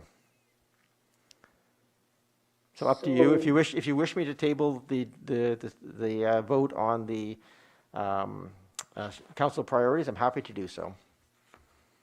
Oh, you can just have to make the motion. Yeah, if we could table that until after we also have the discussion on attachment 3, I think that would be my preference. Second. Moving second. I guess I said I would be happy to do that, but in fact, it's not my call. It's council's call. Tabling motions are voted on. Do you want to just give a quick explanation of why? Then we'll call the question, Councillor Patterson. Well, the attachment 3 is potential new initiatives that were proposed by another member of council, several of them, but I think that there are several that are worthy of discussion because they align with some of the the policies that, the initiatives that we already have in place. And so I thought it might be useful to discuss them in conjunction with what we are considering. Okay, thanks for the explanation. I will, don't see any other discussion around the table. So the motion is just to table till after this call, until after we've had a chance to discuss attachment 3. So that's the motion. All those in favor? Any opposed? Councillor Green? Yes. Councillor Patterson? Yes. Councillor Zelka? In favor of tabling, yes. Okay, so that, we'll come back to that motion then. So then we'll just move to discussion on attachment 3, and I apologize, one of the reasons I meant to have that conversation before getting to motions was also just my iPad is not bringing it up for some reason, so just give me a moment here while I bring it up on my secondary device.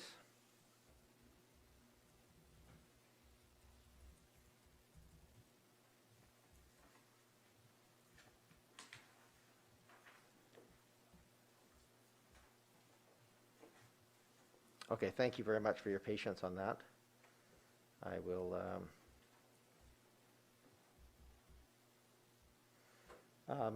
so these are raised, and perhaps it's best if, as we go through them, Councillor Green, do you want to just speak to the first 3, which were ones that you had raised as possible new initiatives? Yes, thank you. So you would like me to speak to the 3? We'll just do one at a time, and I guess it'd be Okay. good to hear from you if you feel like they should be moved forward in our priority session, and still, because and then if so, then we can have a discussion with how they fit into the broader context. So review the permitted floor area ratio. This has been an issue raised by the community with me a number of times, and I think perhaps other councillors, I won't make the assumption, but I think other council members have probably had feedback, and this has to do with massing, excuse me, and footprint of large homes that Councillor Ney briefly referenced in her comments earlier this evening. And there appears to be people believe there is an issue with the floor area ratio formula as it currently stands, and that it's resulting in overbuilding on lots and massing issues, encroachment issues, and so on. So I understand that this is part of probably the zoning bylaw review, but it is a big issue for the community, and that's why I raised it. And I'm just wondering what would be the best method of undertaking that review, or would it have to wait until a complete overview of the zoning bylaw, which Mr. Anderson referenced earlier this evening, or could this be dealt with as a standalone? Thank you, Councillor Green, and it does certainly fall to building and planning. All 3 of these do. Perhaps I'll go to Mr. Anderson in terms of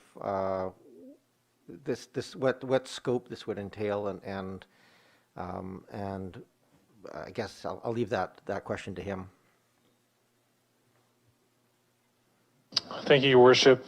I'm not really sure I can speak to the scope. I can, of course, speak to the comments provided by staff, and that was that something like this would be part of a more comprehensive zoning bylaw review. But if council were to sort of elect to have staff proceed with this on its own, I'm not sure it would be a significant piece, more, for example, than modifying home-based business zoning regulations to allow for more people to visit businesses. It would be, we would have to go back to look at the FAR work that was done that led to what's in the zoning bylaw now, and it would have to look at the uplands context. I believe that's primarily where this is coming from. So I guess short answer is it would be a project. We need to look at it from a scope and work plan implications for us to be able to proceed with this if it was directed in advance of a zoning bylaw update. Thank you. And just a quick response to one of Mr. Anderson's comments, and thank you very much, Mr. Anderson. This is not coming primarily from the uplands. This is coming from other parts of Oak Bay, just to clarify. Thank you, Councillor Green. I think where I've heard this concern is where there is a substantially larger lot in amongst smaller lots, and people are building those new houses to the maximum size. The house size difference is quite substantial and stands out in the community. Right. So maybe just touch on the second one as well, Councillor Green. Yes, the second one, and we have touched on this, is related in some ways to the floor area ratio issue, but it's small lot infill policy. Now, I have talked to Mr. Anderson briefly about this, and he tells me there are no small lots per se in Oak Bay. However, there is a really good example of the concerns on Brighton Street, actually, between Monterey and Hampshire. If you walk down Brighton, and I believe Councillor Braithwaite can speak to this as well for her street, but the oversized homes involve some neighbor encroachment and impacts on adjacent neighbors, green space denigration in the context of climate change, and also shadowing in the context of sunlight and so on. So there have been a number of issues, and I know people are concerned about the proliferation of these large homes on small lots. So that was my rationale, again, brought to me by the community. We have touched on this, that it will be part of another process, but I just wanted to raise it as an issue. And again, it appears that it will be part of the zoning bylaw review recommended for completion in 2023 at this point. Some of this has been considered by some residents as more urgent than that, and that's all I can tell you. That, and I have to say that I'm in sympathy with a lot of the residents who have been impacted in this way. So I was hoping for perhaps a chance to expedite this review, but I'm not sure that's possible now. Thank you. And just for the last one as well, if you could just touch base on the requirements to consult on multifamily, although I think that's also in the works as part of the procedures bylaw piece. Right. But perhaps just touch base on what your expectations are or hopes are for that. If nothing else, it'll help inform the staff work. Yes, if I could just ask Mr. Anderson a question through you. I have the staff comments. Is there a timeline for the land use procedures bylaw amendment that staff are currently working on for council's consideration? Is there a timeline for completion and adoption? Thank you.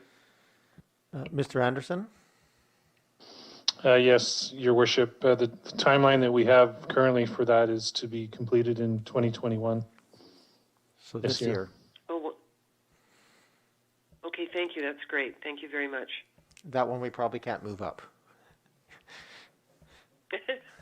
Well, 1 out of 3. Okay, so I will move to the quality of life piece here, and this is just discussion around improved street furniture, benches, etc. And there's a staff input there in terms of what that would look like. I guess the broader question here, because this came out of a conversation, not out of a written request, was just is there ability to, without doing a master plan of things like that, just take I take it staff will take opportunities to. Where's the line fall off if say a new design of bike racks are available that are better and more efficient, but they're different than our current standard? Does that have to come to council for approval, or is that something that staff would deal with on a case by case basis? And how much of this is council special project, and how much of this is sort of the culture of sort of continuous improvement and delegating that initiative to staff that we've been sort of trying to undertake over the last couple of years? I don't know who to direct that question to, perhaps Ms. Varela, since it touches on a couple of departments. I will hand this off to Parks and Public Works, but just because the comment was expressed through me, it was really looking to a policy and a process for more regular inspection of everything from the heritage signs to the garbage cans to pieces of hardscape infrastructure, and more formalizing the process where that's inspected and replaced. So I'm not sure if one of the other directors wants to add to that or not. I'll probably go to Mr. Horan and Mr. Herman on that one. I think that if, I'm not sure exactly where this came from, but certainly a number of the things, you know, can be left and get grungy and get in a bit of disrepair. And I think just as the question was raised is about whether there could be a more proactive approach to inspecting and fixing, replacing, painting, etc. Those pieces. Mr. Horan, is that I'm just trying to think, is this actually a project, or is this just a sort of operational improvements as things go forward? Ms. Varela? I'm not sure if Mr. Herman wants to weigh in on this one or not. Sure, go ahead, Mr. Herman. Thank you, Your Worship. I think the key issue for a lot of this infrastructure is that it's, whether people like it or not, it's very subjective. And that's why it was recommended that it might be considered as part of the master plan so that the public gets to weigh in. Staff can certainly bring forward different options, but there are multiple options for garbage cans, for benches, for picnic tables, for all those things. We would even just have to arbitrarily choose just to keep the number of options in front of council to a reasonable number. So we could certainly do that if that's council's desire, but looking towards having the community weigh in on it, that's why it was suggested that we look to the master plan. But but if we want to move sooner than that, we just need to come up with a standard, and then we can talk about whether it's dealt with as things need to be replaced and just deal with through the regular operating budget, or whether there's a desire from council to accelerate that, and then there could be a dollar figure attached to such an initiative. Okay, thank you. I don't know that the design piece is a high priority. I think the maintenance and cleanliness and updating outdated bike racks and things would be probably more of the thing, but that's more of an operational improvement than it is see it as a project. So thank you for that clarification. Yes, go ahead. I wonder if I could provide some background on this particular issue. Go ahead, Councillor Green. Yes, thank you. Last summer, Councillors Appleton and Braithwaite and I toured the village with Heather Leary, who works for the Business Improvement Association. And I think some of this came out of conversations with Heather about how we could make the village more friendly, more user-friendly for pedestrians and for users. And these were some of the ideas that we talked about. And I believe those were conveyed to Ms. Varela, who then passed them on to Parks and Rec. But it was all part of improving the village as a place to visit and as a place to linger and gather. Now, the gathering piece, of course, is up for grabs given the pandemic, but it was just a way of improving bicycle racks and so on. And I would encourage Councillor Appleton or Braithwaite to jump in if they have any further insights, but I think that's where the impetus came for some of this. Thank you. You're not in the room, but there's some nodding going on in the room here. Do either Councillor Braithwaite or Appleton want to add anything to that, or is that sufficiently detailed? Go ahead, Councillor Appleton. Thank you, Your Worship, and I take all of the comments here under advice. Some of this does, and Councillor Green is correct. We had a fulsome discussion about sort of activating the village centres and how these types of pieces, that there were these pieces that were required. Some of this feeds in, again, back to the village planning process as well, trying to create for want of a better word, a unified feel. We also talked about things when we were on the ground there, talking about things like wayfinding signage, and sort of a unified sort of visual presence that helps unify both sides of the village, where one part is sort of a little bit separated from another. So I think all of these pieces kind of fit together. I certainly would like to see them happen sooner rather than later. I'm hopeful that the community themselves, I think this is partially false to us as BIA liaisons and in discussions with the BIA, and to have some organic conversations with our engineering department just to see what has become possible this past year in time of COVID in terms of streetscape improvements, and most of them have been well received. So I would like to see us continue in that vein, and it's tough to put a box around that and say it's an initiative that looks like this, but I guess I would just encourage us and to continue to have these organic conversations with the BIA, with the businesses, and with engineering staff to try and keep the momentum going here. So. Okay, thank you very much. I know I have Councillor Zelka and then Patterson. Thank you, Chair, and thank you for my council colleagues' comments. The concept of the organic conversations during time of pandemic has sort of been a rather unique experience. A question through you, Chair, relating to the Parks, Rec and Culture Master Plan. Did that include or the possibility of doing any sort of street furniture fix up in the Willows Beach area, and possibly also did it include maybe a replacement or an enlargement of the washroom in the Willows Beach area? Because I've been hearing discussion of that for the last year or two, and wasn't sure whether that was sort of already folded in or not. So I wanted to ask whether we would need to add it to a list for later on. Okay, thank you, Councillor Zelka. Mr. Herman, I'll pass those questions over to you.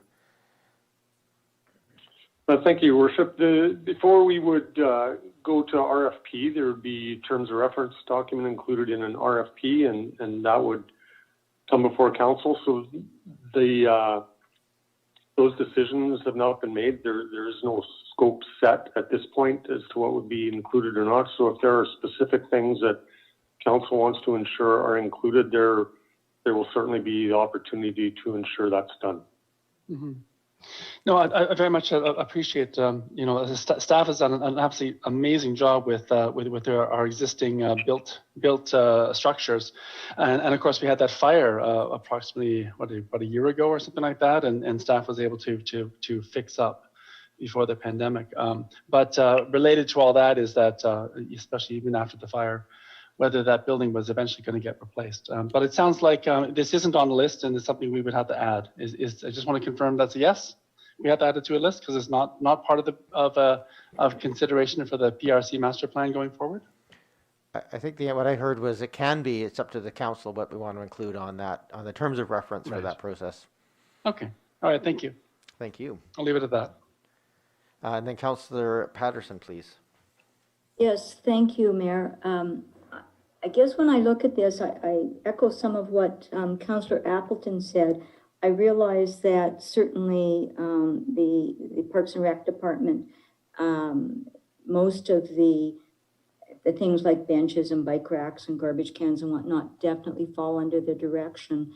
But during pandemic, we have certainly seen the importance of our public spaces to the community, and there has been more focus on the public spaces. I certainly would like to see not just burdening staff with this, but having some professional guidance for developing a program that is a little more overarching, that would look at the community as a whole, where things are needed, and giving some recommendations to direct us so that we have some guidance and a plan for how we will move forward, either in the village plan, either Oak Bay Village or Estevan Village, at Willows Beach, which is really getting a lot of use during pandemic, and it's not unusual to see garbage cans overflowing and whatnot. So I think needs are changing, and I certainly heard from members of the community that were undertaking initiatives to install signage, tribute signage, say the Fenwick Lansdowne signage that was recently approved by council, to have some guidance for an overall signage program so that there would be something to follow rather than every time something comes forward, it has to be considered as a unique situation rather than part of a plan for the community. It also ties into the public arts program, and where that would be placed and how public areas would be also perhaps developed around that. So I don't want to burden staff, particularly Parks Department. I know that they have been, they've had a very hectic year this year, but I think that there are some consultants, very highly qualified consultants who could help us develop the framework for a program that would give us something that we could just work at incorporating into design for our plans year over year going forward. That's my take on it. Thank you, Councillor Patterson. Any other discussion on this? Not seeing any. We'll go to the next one then, a report on options. Relation. We already sort of have this dealt with, I guess, at the last meeting to a certain degree. Is there anything else that people want to speak to on that item?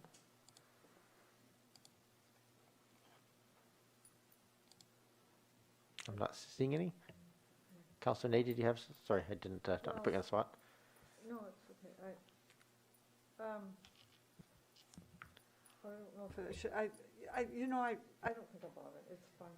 Okay. And then health and resilience.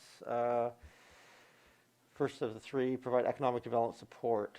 So this came, again, just in sort of general terms with the report or with findings from some of the councillors speaking to the business community.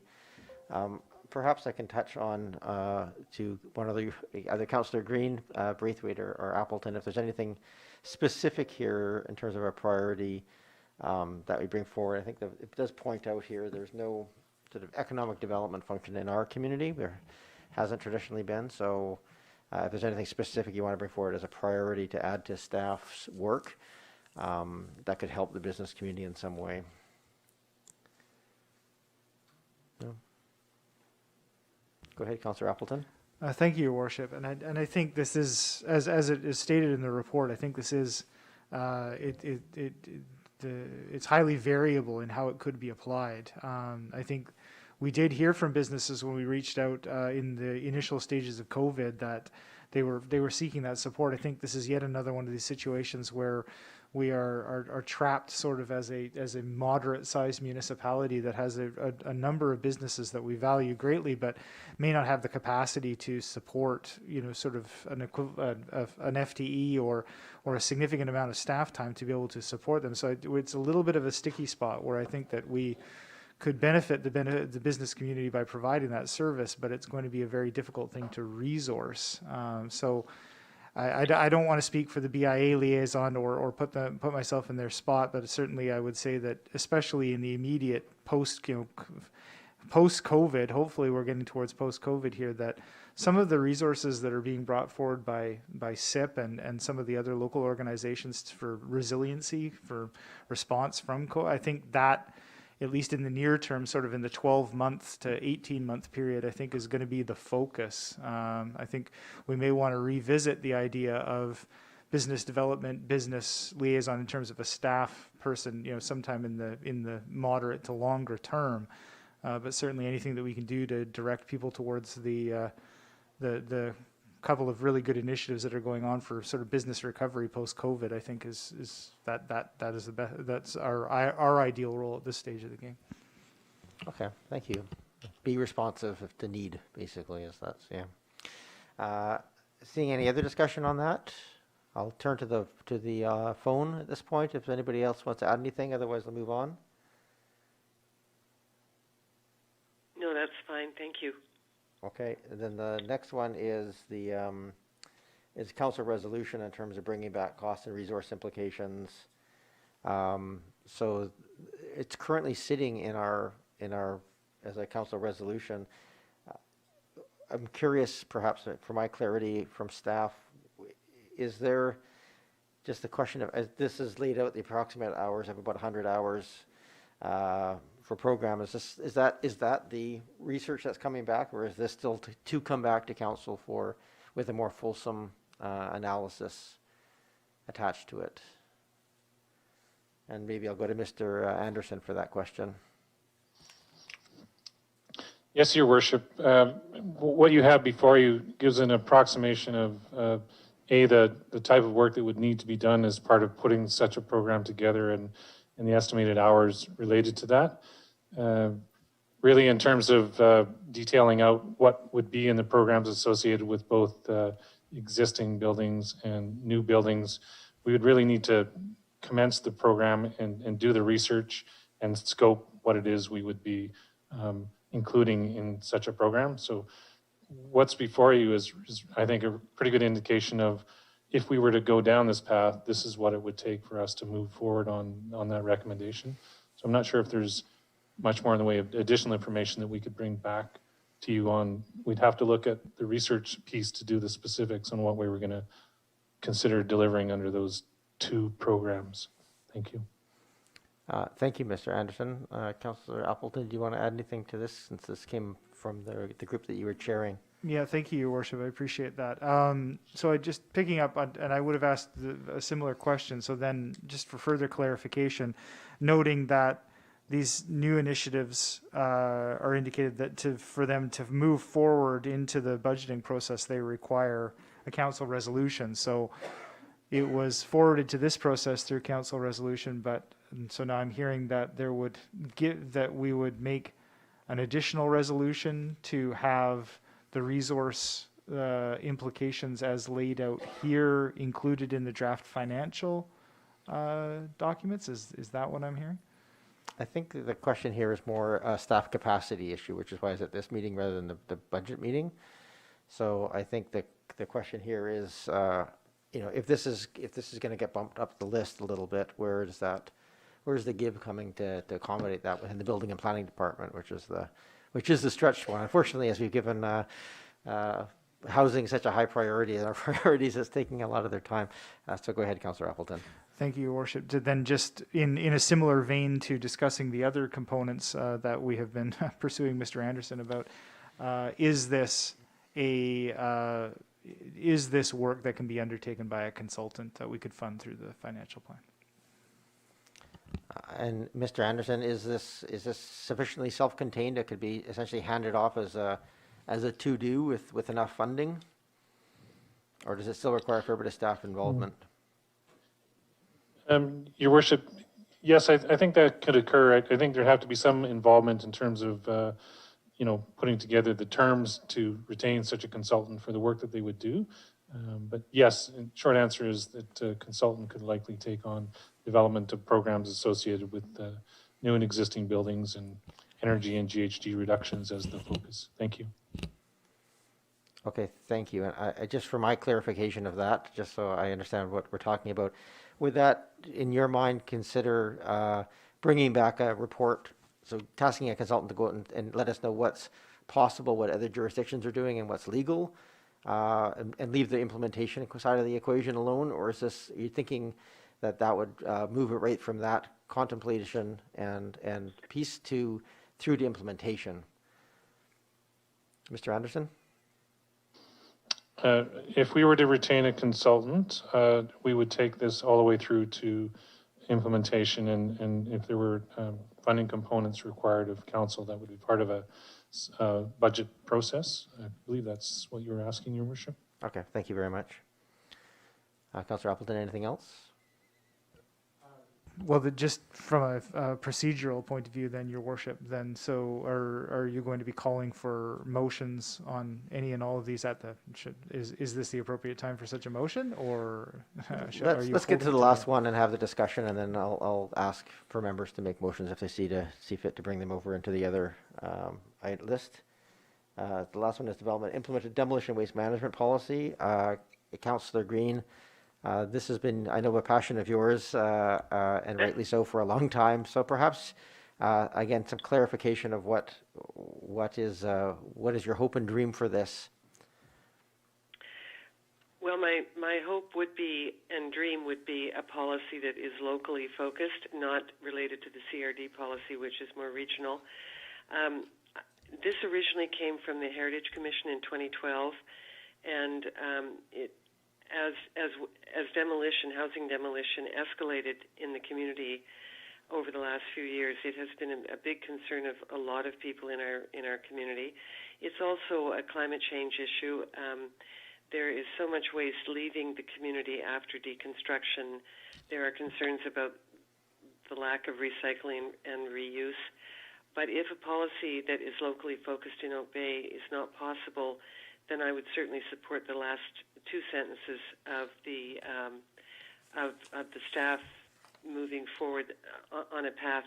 If they would be able to develop and attach an information sheet encouraging recycling and reuse of demolition waste, that would be, for me, certainly a really good step in the right direction. But I think a lot of people, and I'm not the only one, and Heritage is not the only group, a lot of people in the municipality are concerned about the amount of demolition waste that leaves our community and goes, I'm assuming, to the Heartland Center, and it's a big concern. And our demolitions have escalated certainly over the last 5 to 7 years. So it's really an attempt to try and get builders and developers to really think about what they're doing when they deconstruct and what they do with the waste. So it would be great to have an information sheet attached to each demolition application. I would totally support that if staff is willing to do that. Okay, thank you, Councillor Green. I just have one question attached to this, which is they're somewhat related to the item 2 on this, which is retrofitting, greening, using old buildings, maintaining them, and I'm just wondering if some of the considerations of this in terms of demolitions and retrofit could not be also included with option 2 if that gets moved up as well. So. But I think we could probably split that into the stuff the staff can do in terms of education and the broader policy questions, which take a significant amount more time. So I'll leave that to this body. So I think what I'd like to do is if there's anything that people wish to move over into section 4 for consideration, let's have that motion here, and then we'll go back and consider everything together in that framework. Councillor Zelka? Go ahead, Councillor Zelka. Go ahead, Councillor Zelka. Thank you, Chair. I would definitely support Councillor Green's suggestion for item 3 on health and resilience. I also have a concern around demolition waste management. I mean, I guess from a heritage perspective, the best way of managing the waste is to simply not tear the building down at all, or find a way to repurpose the building. I guess to secondarily move the building. I hate to see Oak Bay Heritage leave, but at least it's not going into a waste stream, and in some ways the building at least is being repurposed, and then only if it actually is being deconstructed and then thrown away, it would make sense from an education perspective to move forward, ideally if we can, with some of the suggestions brought forward by Councillor Green. I very much appreciate the fact that she scaled it back to more of an educational aspect in terms of what we can do, ideally with in-house operational aspects. But if there's any way that we could encourage less waste, maybe with some aspects of item 2, I would definitely also support that. Thank you. Okay, thank you, Councillor Zelka. I'll take any other comments on that portion. Councillor Braithwaite? Yeah, I would agree. I mean, I think this is something that's near and dear to my heart as well. I like your suggestion, Mayor, of taking a portion of it and putting it into number 2, which I'm pretty sure Councillor Appleton is going to have a motion for that, and perhaps having staff, if staff could put something together that could be attached to the demolition permits, I think that would be a good place to start, and an easy, like a low-hanging fruit that we could use right away. Thank you very much. I'm just, yeah, okay, that's good. So I think, I guess, unless, if there's anybody here who thinks that things on the current priorities in attachment 4 should come off, then I would probably suggest we move these in and then deal with that. If people feel they want to kind of add these for consideration as part of the budget, then I would deal with the item 4, just to confirm what we want to prioritize, and then deal with anything new from attachment 3, and then get to, that's really the majority of what we're going to get to. So, so I think if people on this attachment 3, just to allow us to go linearly through these attachments in a way that allows us to make motions. If people, see if there's anything on attachment 4 that people might want to see come off, then I think it's appropriate for us to make some motions to move some of these up, and then we can treat them all simultaneously. If people are comfortable that we're just going to reorder things on attachment 4, then we'll deal with the motions on attachment 4, then get to motions for new initiatives on this sheet. As a procedural piece. It sort of clarifies what's existing and what's new. Councillor Ney? Well, if I'm understanding what you're asking, because I've made the argument already that I think that we should move from the secondary suite into the infill strategy, because without doing that, so I won't go into the explanation, but because of that, as difficult as this is, we've got to make some decisions. Then I would switch those around, and I mean I don't know what the dates would be, but I would definitely revert to the original timing, I guess, that we had in 2021 for the infill. Right. I don't think that means deleting the infill, because it's just that the date would change. Right. No, I think I'm just asking if there's anybody wishes Okay. to delete anything, then I will do that. But it's somewhat simpler as a procedural piece to deal with the existing, the new, and then anything else that's lingering in that piece. But I'm okay with bringing them together if people wish to. But the only point of bringing them together is if someone wants to remove something from that list on item 4 first. So I don't see any indication of that. So now, Councillor Ney, your piece is there, but we, having had the discussion, I'd like to we have a tabled motion for priorities.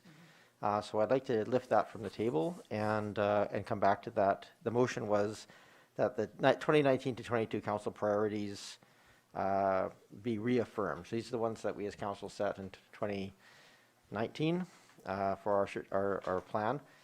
So move to lift. thank you. Do I have to call the question on that if it's moved in second? I guess I do, don't I? Yep. So all those in favor? Any Councillor Green? Yes. Councillor Patterson? Yes. Councillor Zelka? Is this voting in favor to lift from table? Yes. I'm sorry, are we voting to lift from table, or are we voting on the motion? Yes, we're voting to lift from the table for discussion. Oh, in favor then, thank you. Okay, thank you.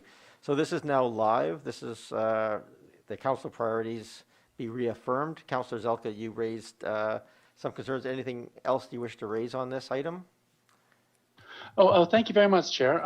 Yeah, just in general, I don't have a major issue with the existing council priorities. They do seem general enough, and as larger buckets, they can generally contain, I guess, any initiatives going forward. I always wanted to make sure that the staff, the public, have a chance to weigh in. And it seems to me they haven't had a chance to weigh in before we actually lock them in for another year. So it was more of a theoretical concern. I can't really see it changing anyway. So I'll be fine with to reaffirm for now. That's fine. Okay. Any other discussion on this motion? Not seeing any hands or hearing any voices raised, I will call the question. All those in favor? Councillor Green? Yes. Councillor Patterson? Yes. Councillor Zelka? That's fine. I'm in favor. Thank you. And then just reading the motion that's here.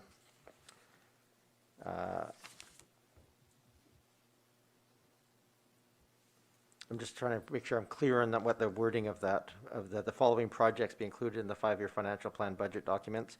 Is the expectation of staff that we would read out each of these?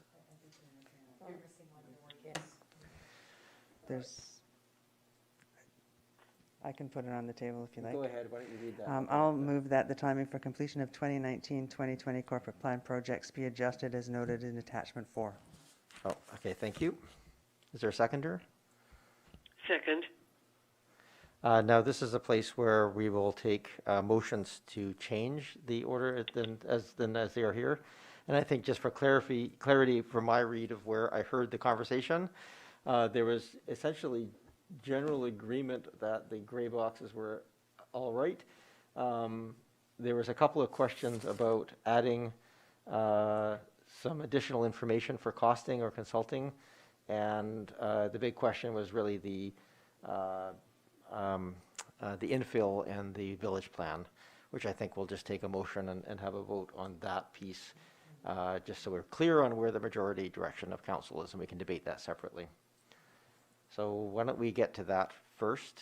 Because Councillor Ney, you indicated that you preferred to have because the motion as it sits right now keeps it that way. So you indicated you prefer to keep the infill housing as the earlier piece and the village plan later. Is that correct? Yeah. So should I make so how do you want to handle that? If you wish for that to be thing, just make a motion that would say the priorities would just be invert those two. I guess is probably simplest. So I'll move that. Ms. Williams.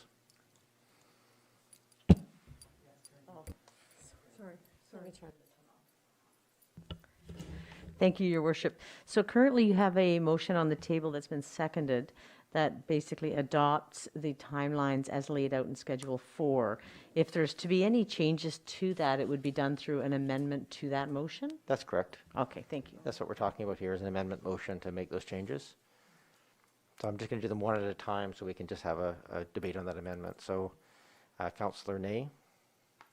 So to speak to the motion? Yeah. Well, it's not, Can you put your microphone on if you wish to speak to the motion, but it hasn't been seconded. I think just want to make sure we're clear on what the motion is here. Okay. So the motion would be to change the timeline of the infill strategy to revert to the original 2021 commencement, I believe it is, but I don't know what it was exactly, but so it's to change the, I don't know. Don't include all those words in the motion, okay?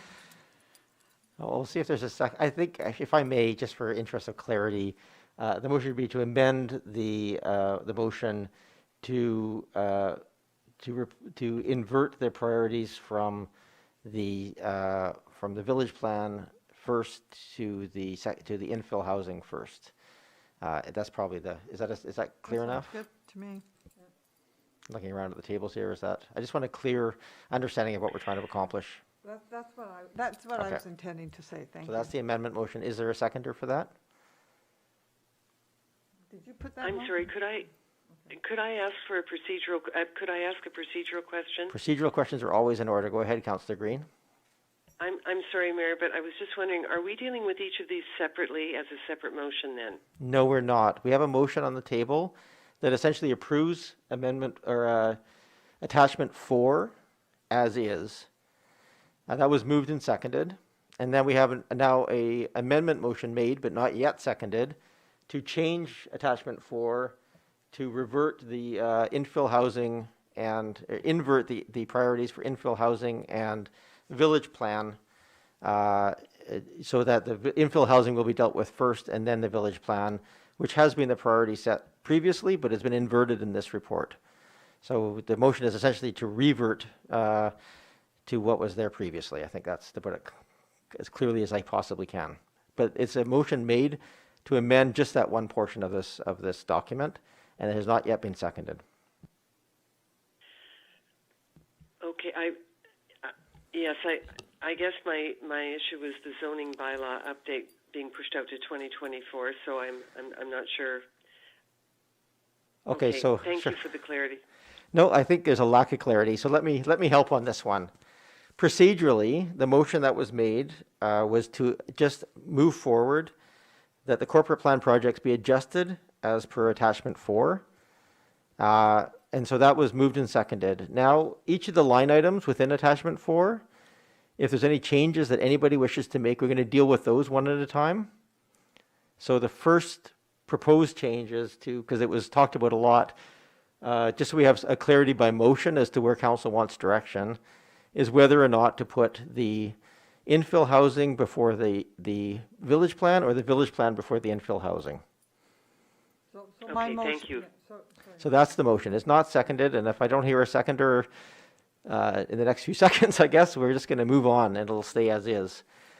Is there any Thank you for the seconder for the clarity. motion? Sorry, say it again? Thank you for the clarity. So Okay. could we have the motion read again for clarity, Mr. Mayor, please? I don't think we have a scribe in the room that can read it aloud. Okay. But you've said it, so, yeah.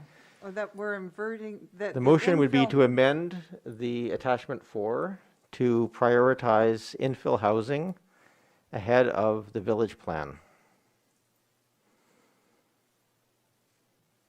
If that's what I read that your intent was on that, Councillor Nay, but I don't hear a seconder, so if without a seconder. I'll second that for discussion. Okay. Is there any further discussion, Councillor Nay? Well, I mean, I've laid out the arguments for that. We've started the secondary suite initiative, which will be complete next month. And it flows seamlessly into the infill initiative. And it helps to inform it, and they inform one another.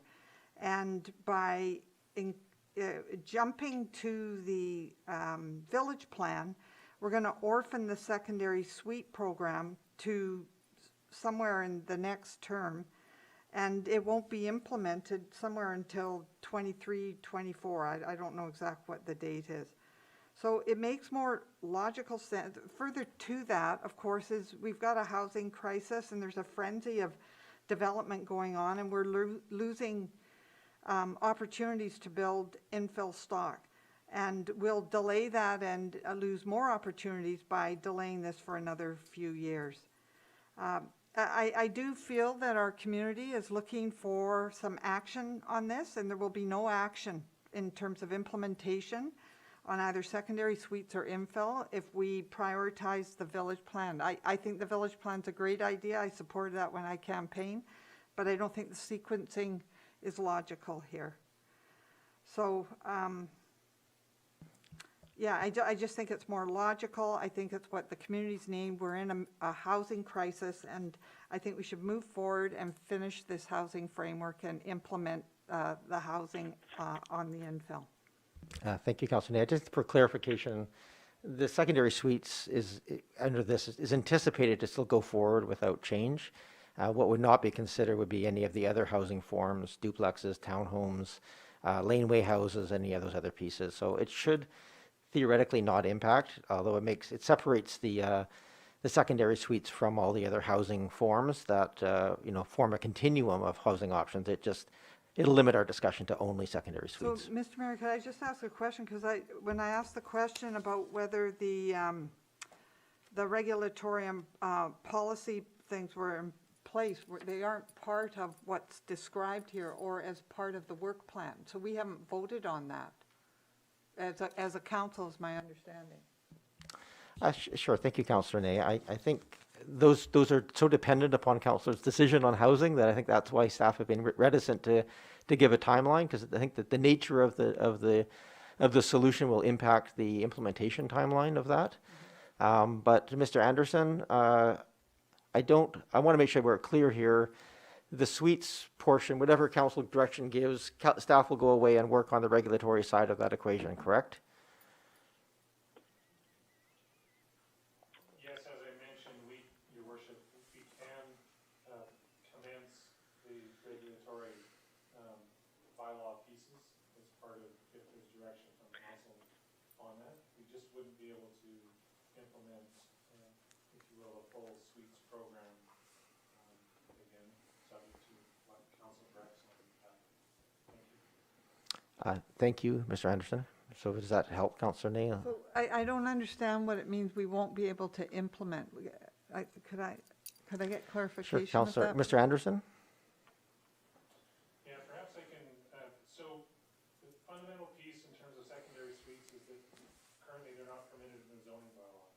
If, as a result of the final strategy that council receives, and then council sets direction on what they want to put in place in terms of secondary suites, the first move would be to modify our zoning bylaw to provide for secondary suites.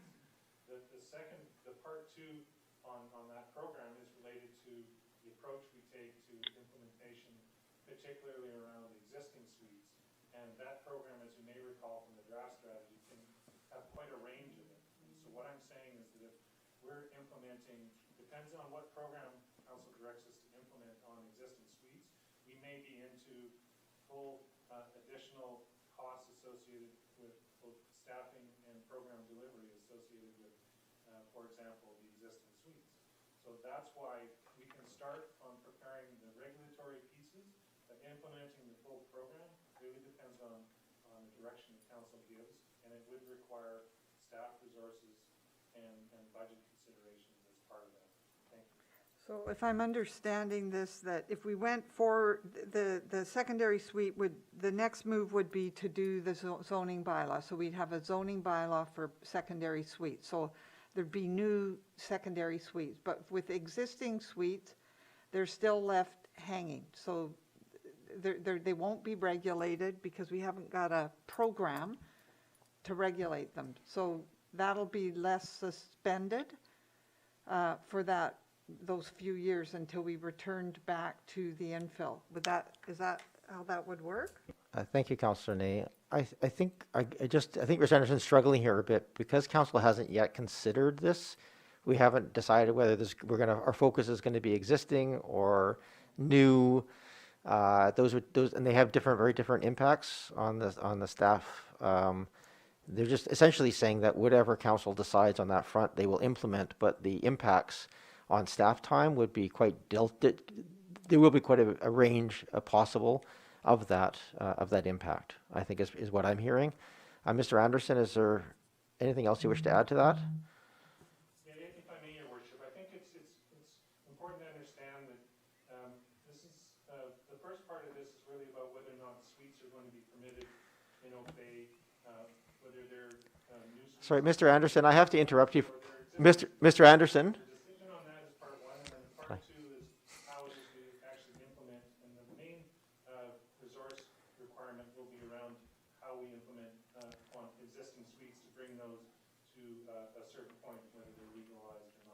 Thank you, Mr. Anderson. I just need to interrupt for a moment here, just because we have already reached the 3-hour mark, and if we wish to go any further on this discussion, we have to have a unanimous vote to extend beyond the 3 hours. I would suggest another half hour is going to be required to deal with this, if someone wishes to make that motion. We extend the meeting by half an hour.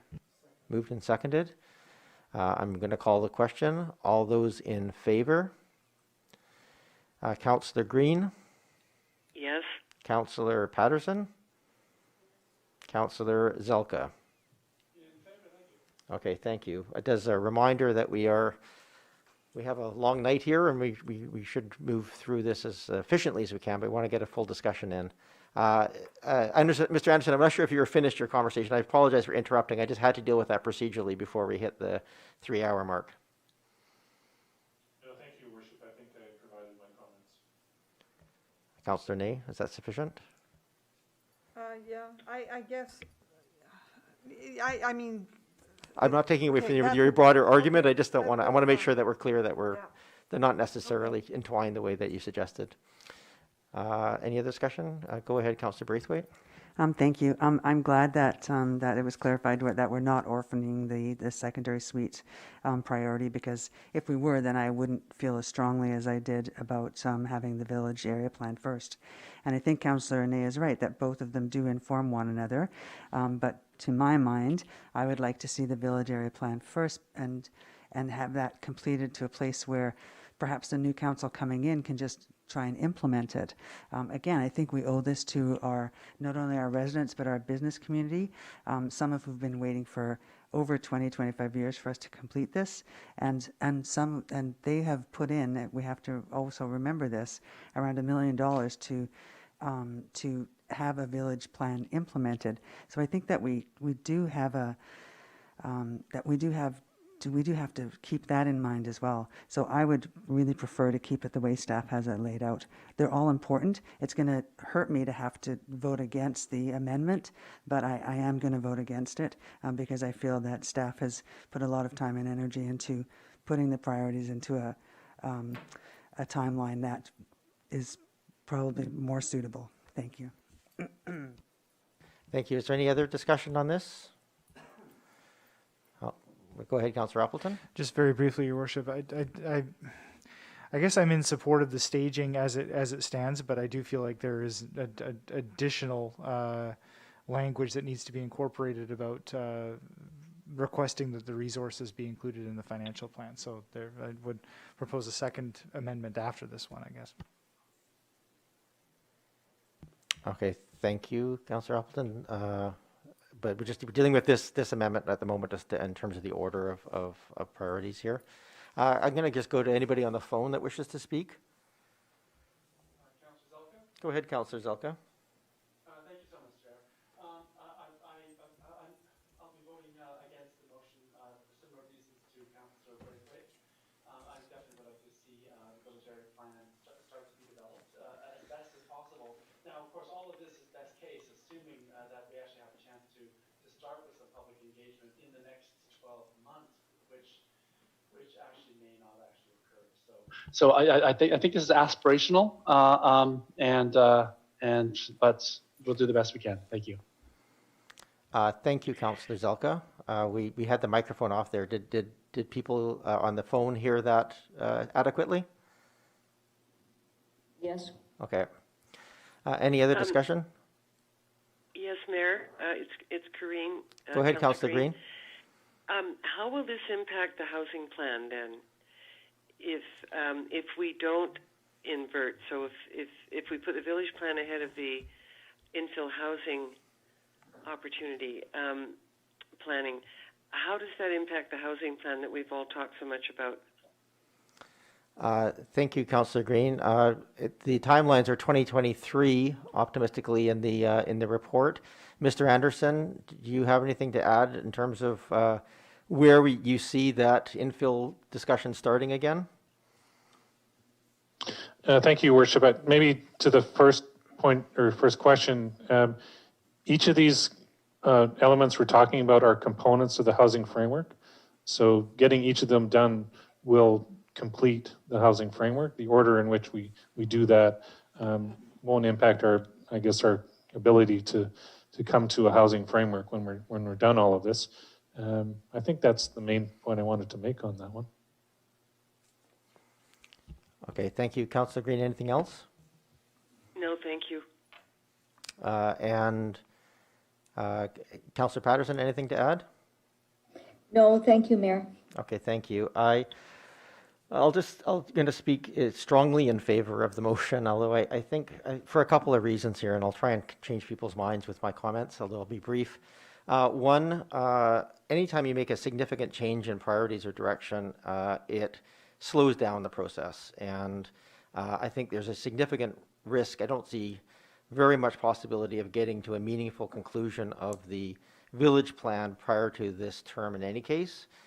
Which will mean that we'll likely end up, finishing this term with very little accomplished.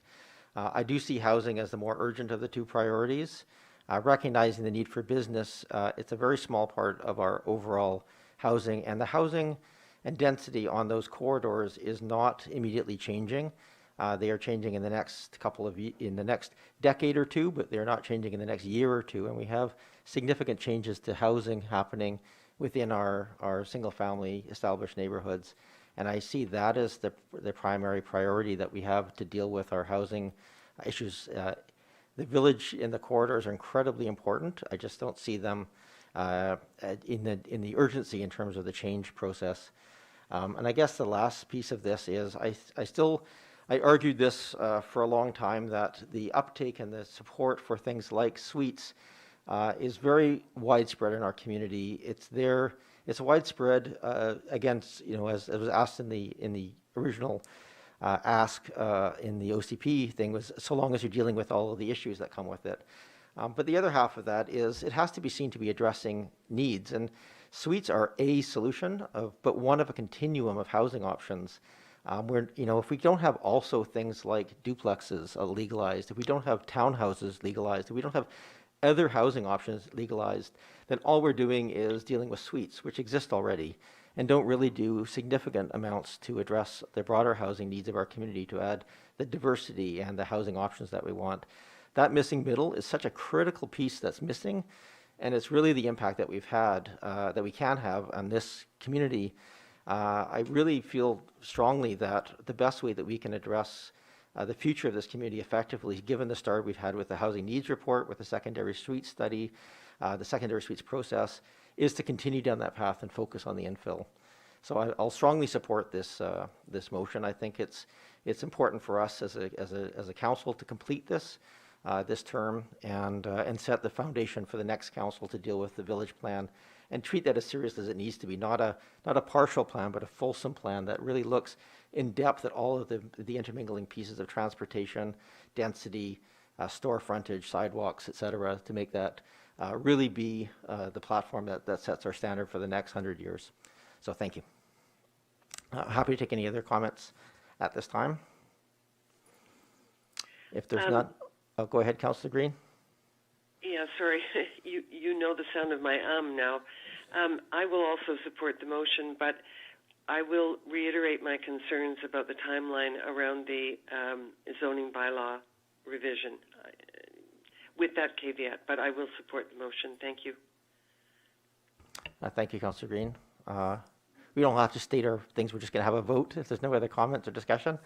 The motion here is to amend the item 4 to invert or to reprioritize the infill. So that amendment motion is on the table. Seeing no other discussion, I will call the question. All those in favor? Councillor Green? Yes. Councillor Patterson? In favor. Councillor Zelka? Opposed. And those opposed? That's Councillor Braithwaite and Zelka opposed to the motion. So that passes. So we're back to, go ahead, Ms. Councillor. Going past 3 hours is always a dangerous thing. Go ahead, Ms. Varela. You did finish and that passed. That We was did. correct. Okay, so we just then still need to adjust for the pandemic slide a bit, Your Worship. So prioritizing infill would see staff working from 2021 with completion in 2022 for infill, and working from 2022 with completion in 2023 for the village area plan. So we will need a motion to adjust the corporate plan to reflect that timeline. Okay, are you sure? Do we? I'll just move that. Oh, I've lost my thing, but I can't repeat what you just said, Ms. Varela, but I'll move that. But just for my clarification on what that motion would be, so these are the council priorities. You need a separate motion to adjust the corporate plan? So, Your Worship, attachment 4 is Yes. about adjusting the timelines, and that would be reflected in the corporate plan. And because we broke out from the recommendations contained, we still have to make the adjustments as per the other 11 or the other 9 initiatives on the sheet. So Ms. Bay will be looking for direction to adjust the timeline of infill in the village area plan accordingly with the new direction council just provided. Okay, I would have thought that would be incorporated, but so we just a motion to also reflect that in the corporate plan. Okay, so moved. Moved, and is there a second? Mayor, it's Councillor Patterson. I will make the recommendation as outlined, provided to us by staff, and that the timing for completion of the 2019 to 2022 corporate plan projects be adjusted as noted as noted in amended, if that's correct, amended attachment 4, or attachment 4 as amended? Is that sufficient, Ms. Rella? Yes, Your Worship, I believe that will suffice. If I could just have Director Bay confirm.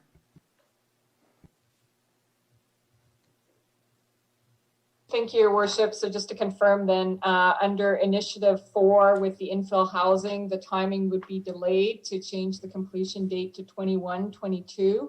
And under Initiative 5, the village area plans, the timing would be changed to completion in 22/23.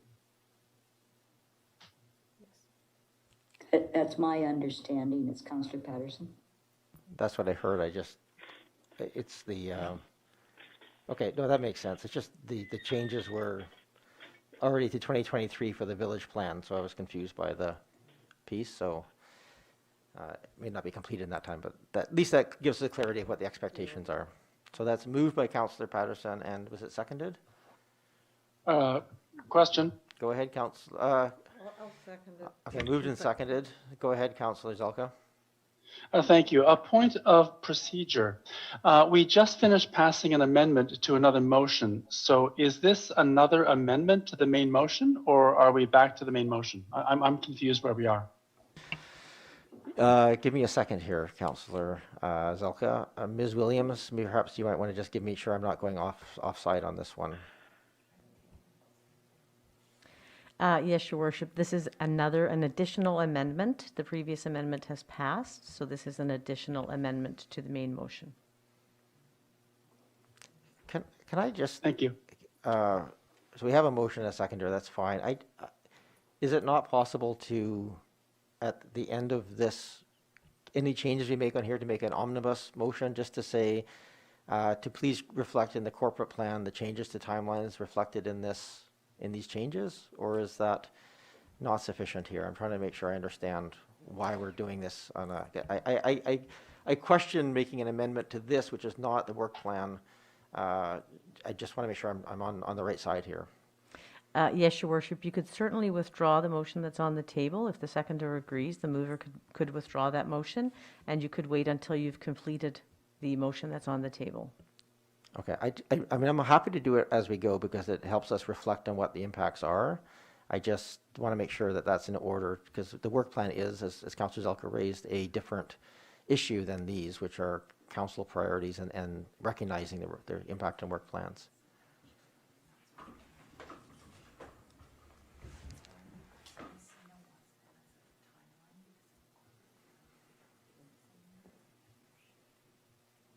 Mayor, it's Councillor Patterson. Shall I withdraw the motion that I made? I'm just going to get clarity from our administrative staff as the best way of going about this.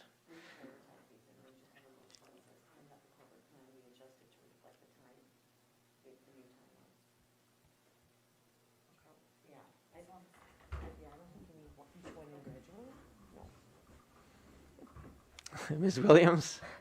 Thank you, Your Worship. Can I suggest that you follow through with the motion that was on the table with respect to the order of priorities?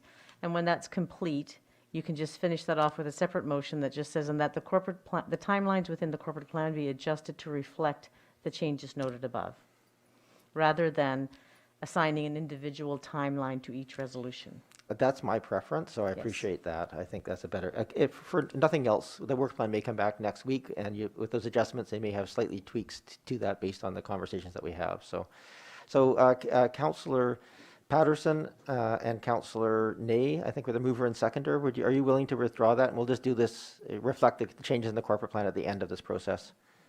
I will withdraw the motion. Okay, I'm getting, yes, the mover and seconder are amenable, so that's now, that amendment motion is off the table. And thank you, Councillor Zelka, for just raising it as a question. I think this is much cleaner. So we have attachment 4 now amended. Are there any other amendments that people wish to make to this document? I'll give people a chance to go through and ask. I think, Councillor Appleton, you wish to add a request. Actually, hold this again procedurally, if I may, Ms. Williams. Sorry to put you on the spot here.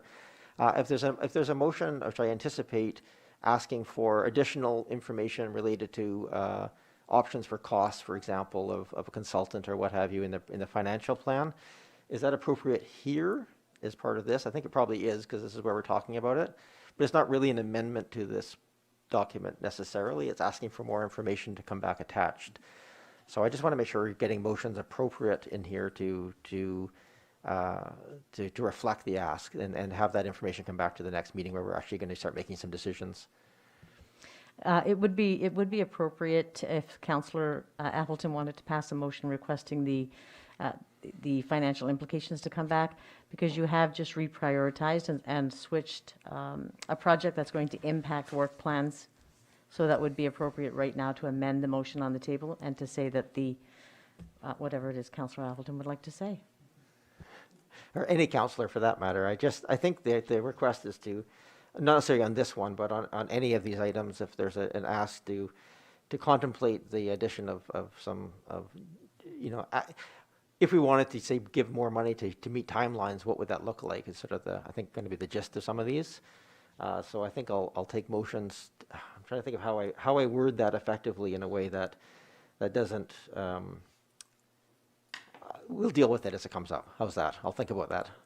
Are there any other changes or asks of this? A question of a procedure? Go ahead, Councillor Bazalka. Thank you so much, Chair, and you're doing a great job, by the way. I just wanted to say that thanks to staff, I think we're on an even keel. Is this where we want to move things from attachment 3 into attachment 4, or do we deal with attachment 3 completely separately? No, we're just going to deal with anything that people wish to add into the planning process afterwards. Okay, thank you. So we're just looking for any amendments or additional information required for attachment 4 at this time. And I appreciate this is a big document, so I'm giving people a minute or two to contemplate. Yeah. We've dealt with that. That one I recall as a big source of discussion. I think we didn't have any urgency in changing the dog and Parks and Rec approach.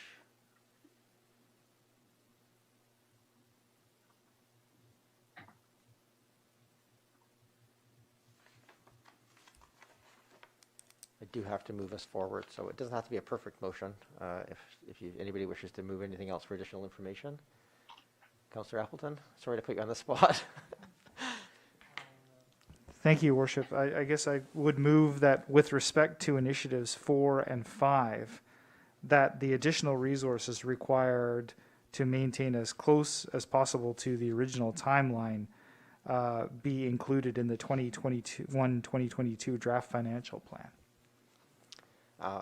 Thank you. I might suggest that maybe I'll ask staff this: would options, financial options, just so that if there's different ways of going about it, those could be brought forward, as opposed to that makes it sound like that we're approving that. But I think what you're asking for is to bring back options to see what that would look like. This would be with respect to options presented by staff, specifically under categories C and D in governance options on attachment 4.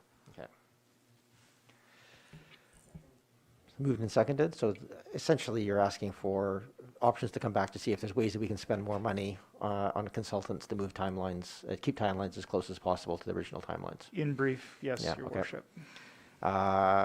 Is there any other discussion on that motion? This has been an amendment. I hate this because it's really not an amendment, but we'll treat it as an amendment motion to further include this information. A question from Councillor Zelka. Go ahead, Councillor Zelka. Thank you, Chair. Through you to staff, column D for both item 4 and 5 indicates that hiring more staff is not an option. So I'm not quite sure what we're asking staff to do when they've already indicated it's not an option. If I may, Councillor Zelka, well, Councillor Appleton referred to that. It's not part of the motion, so I think we're safe on that one. It's bringing back options for financials or changes to keep us as close to the original timeline as possible. Okay, thank you. Thank you. Any other discussion at this table on that motion? I'm not seeing any, so I'll call the question. All those in favor? Councillor Green? Yes. Councillor Patterson? Yes. And Councillor Zelka? It's always good to get more information, yes. Okay, so that's that. Is there anything else on in terms of amendments on attachment 4? So I think all the other suggested changes from staff are a go. So that main motion now as attachment 4 is live on the table. Is there any other discussion before I call the question? Again, just want to reflect, this is the main motion, the timing for completion be adjusted as noted in attachment 4. Okay. All those in favor? Councillor Green? Yes. Councillor Patterson? In favor. Councillor Zelka? In favor, thank you. Okay, so that passes. Can I have the next and then I guess the other, the motion that follows here is just adding any other additional projects.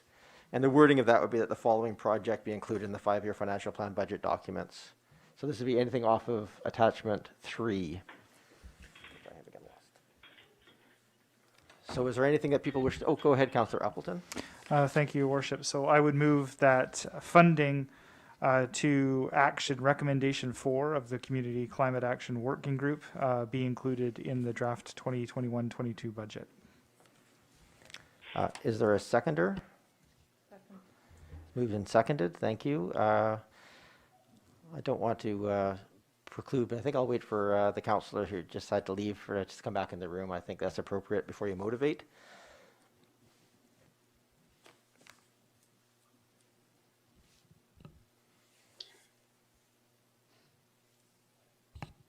Councillor Zelka, could I ask you a clarifying question or later? Yes, sure, go ahead. If I may. Is what being asked also includes item 3, or is item 3 considered separate on health and resilience? The motion is currently for option 2. To bring Only? to, okay. Yeah.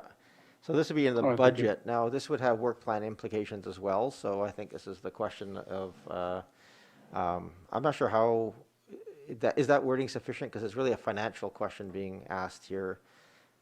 With the work plan implications, it talks about the number of hours here. So, but there was some discussion about whether or not that could be handed over completely to consultants. So would those options be brought back if this motion passed? I'll go to Ms. Williams or Ms. Varela. I'm not sure who the right person to ask would be.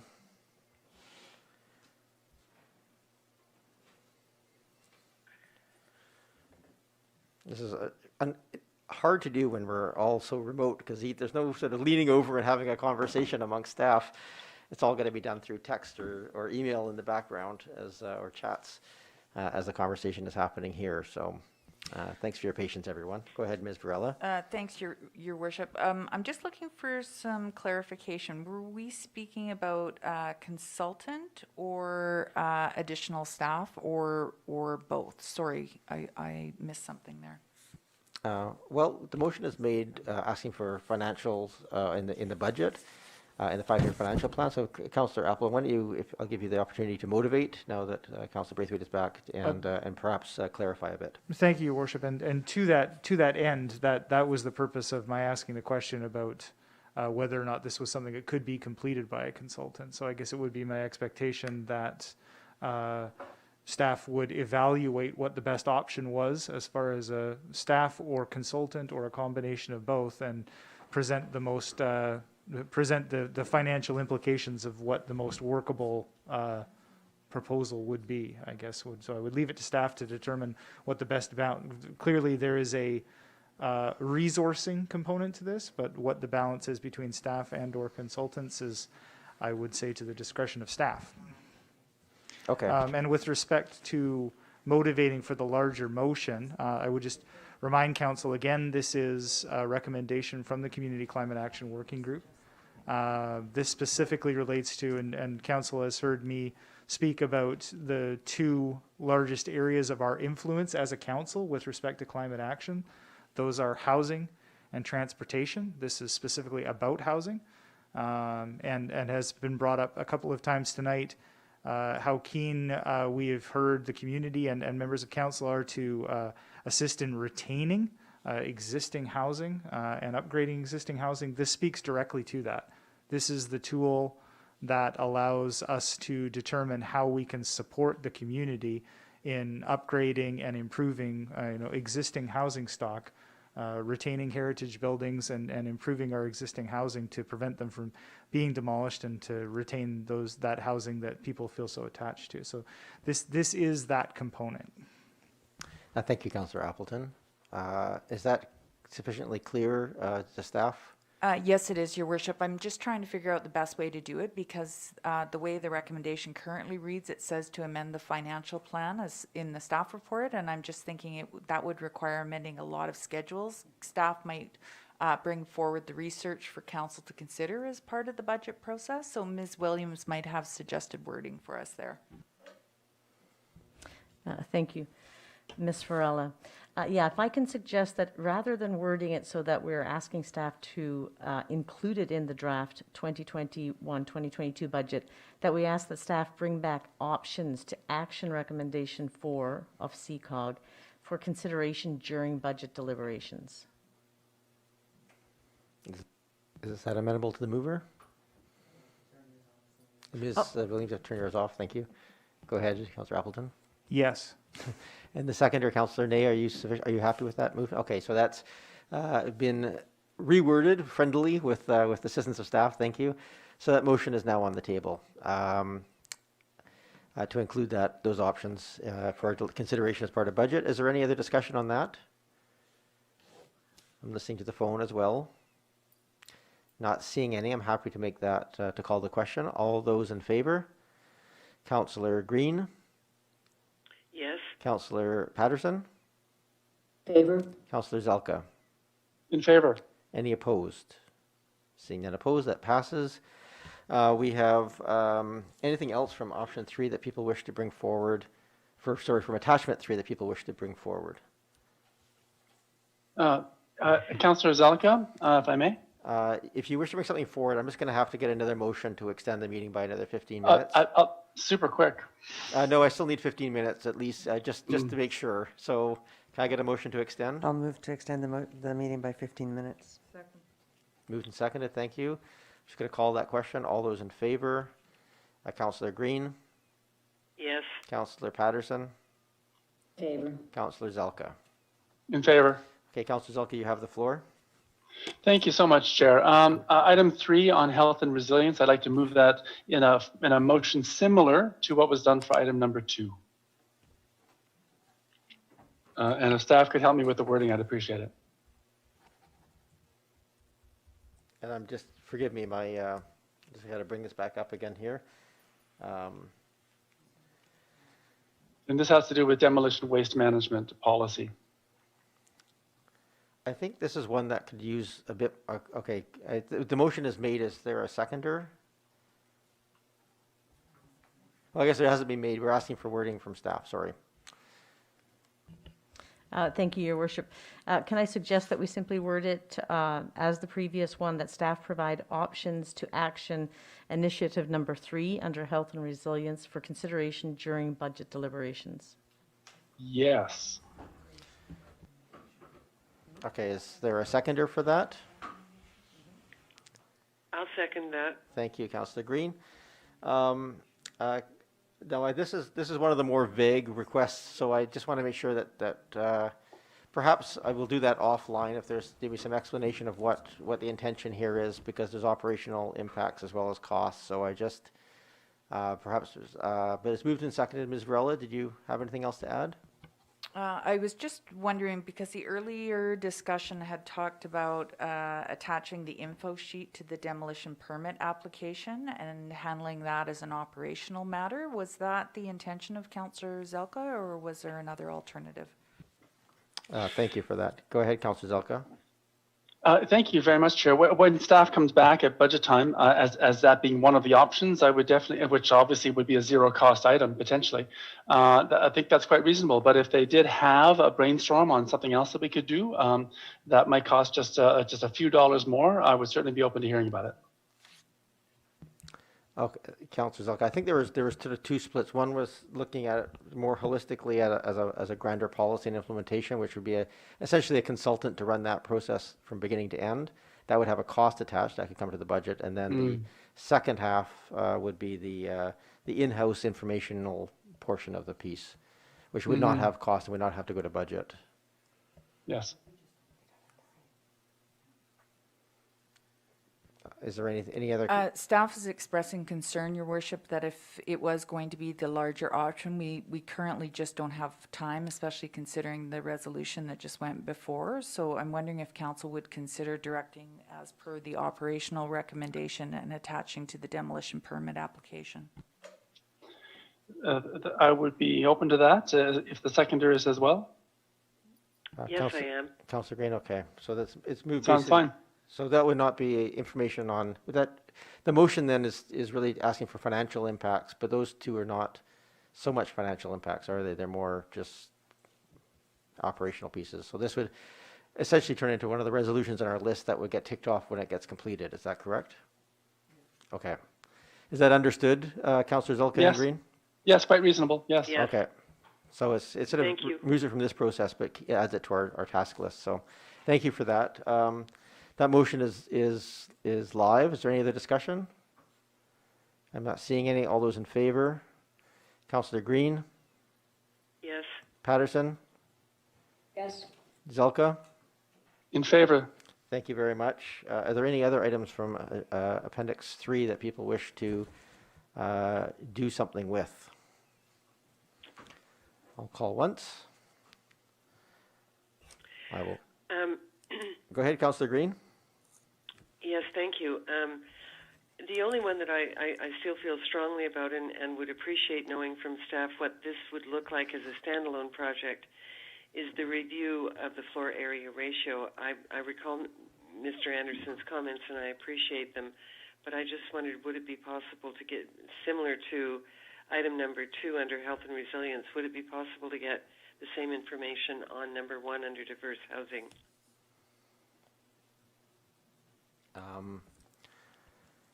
I'll go to Ms. Varela as well. Unfortunately, all of our priorities seem to fall under building and planning here, so that's there is some limited capacity. Ms. Varela? Yeah, I realize that. I'm not prepared to make a motion at this time, but I would like it to stay on the agenda for building and planning because I do think it's an important issue in the community. Okay, thank you. I think many of us recognize that it's a concern to many in the community, and yes, thank you for that. Any other motions here regarding attachment 3? I'm going to call a second time and a third time. This is the last call I'll make for any changes from attachment 3. Okay, so that's we have had all of those dealt with. So just the so would someone like to make the last motion? Because that actually speaks to what we had there, the 2020 version of the corporate plan, incorporate any changes. So is that sufficient, that last part of the motion, Ms. Varela, to address the concern, or Ms. Williams, to address the changes to the corporate plan?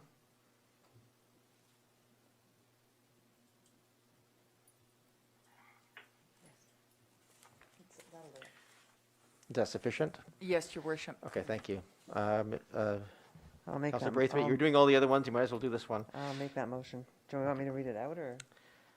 You don't have to read yeah, just why don't you read it out so we're all really clear on those at I'll home. move that the 2021 version of the 2019 to 2022 corporate plan incorporate any changes to council priority projects funded in the 2021 to 2025 financial plan, and that the contents of the updated corporate plan be organized by council priority.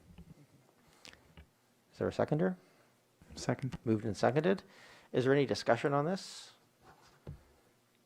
I'm not seeing any. I'll give it a second in case anybody on the phone wishes to speak up. Not seeing any further discussion. We'll call the question. All those in favor? Councillor Green? Yes. Patterson? In favor? Zelka? In favor, thank you. Okay, that nominally concludes our meeting. Is there anything else that any member of council wants to address here before we leave? I don't see any, so is it a motion to adjourn? Move adjournment. Moved and seconded. Thank you very much. All those in favor? Councillor Green? Yes. Patterson? Take it as an affirmative. And Zelka? Yes, in favor. Thank you. All right, that concludes our meeting, and thank you very much for all of you for staying upright during that. It's hard when you have this many items on an agenda. Thank you, everybody, for who's watching, and we will see you on Monday evening for a special meeting. Thank you. Thank you.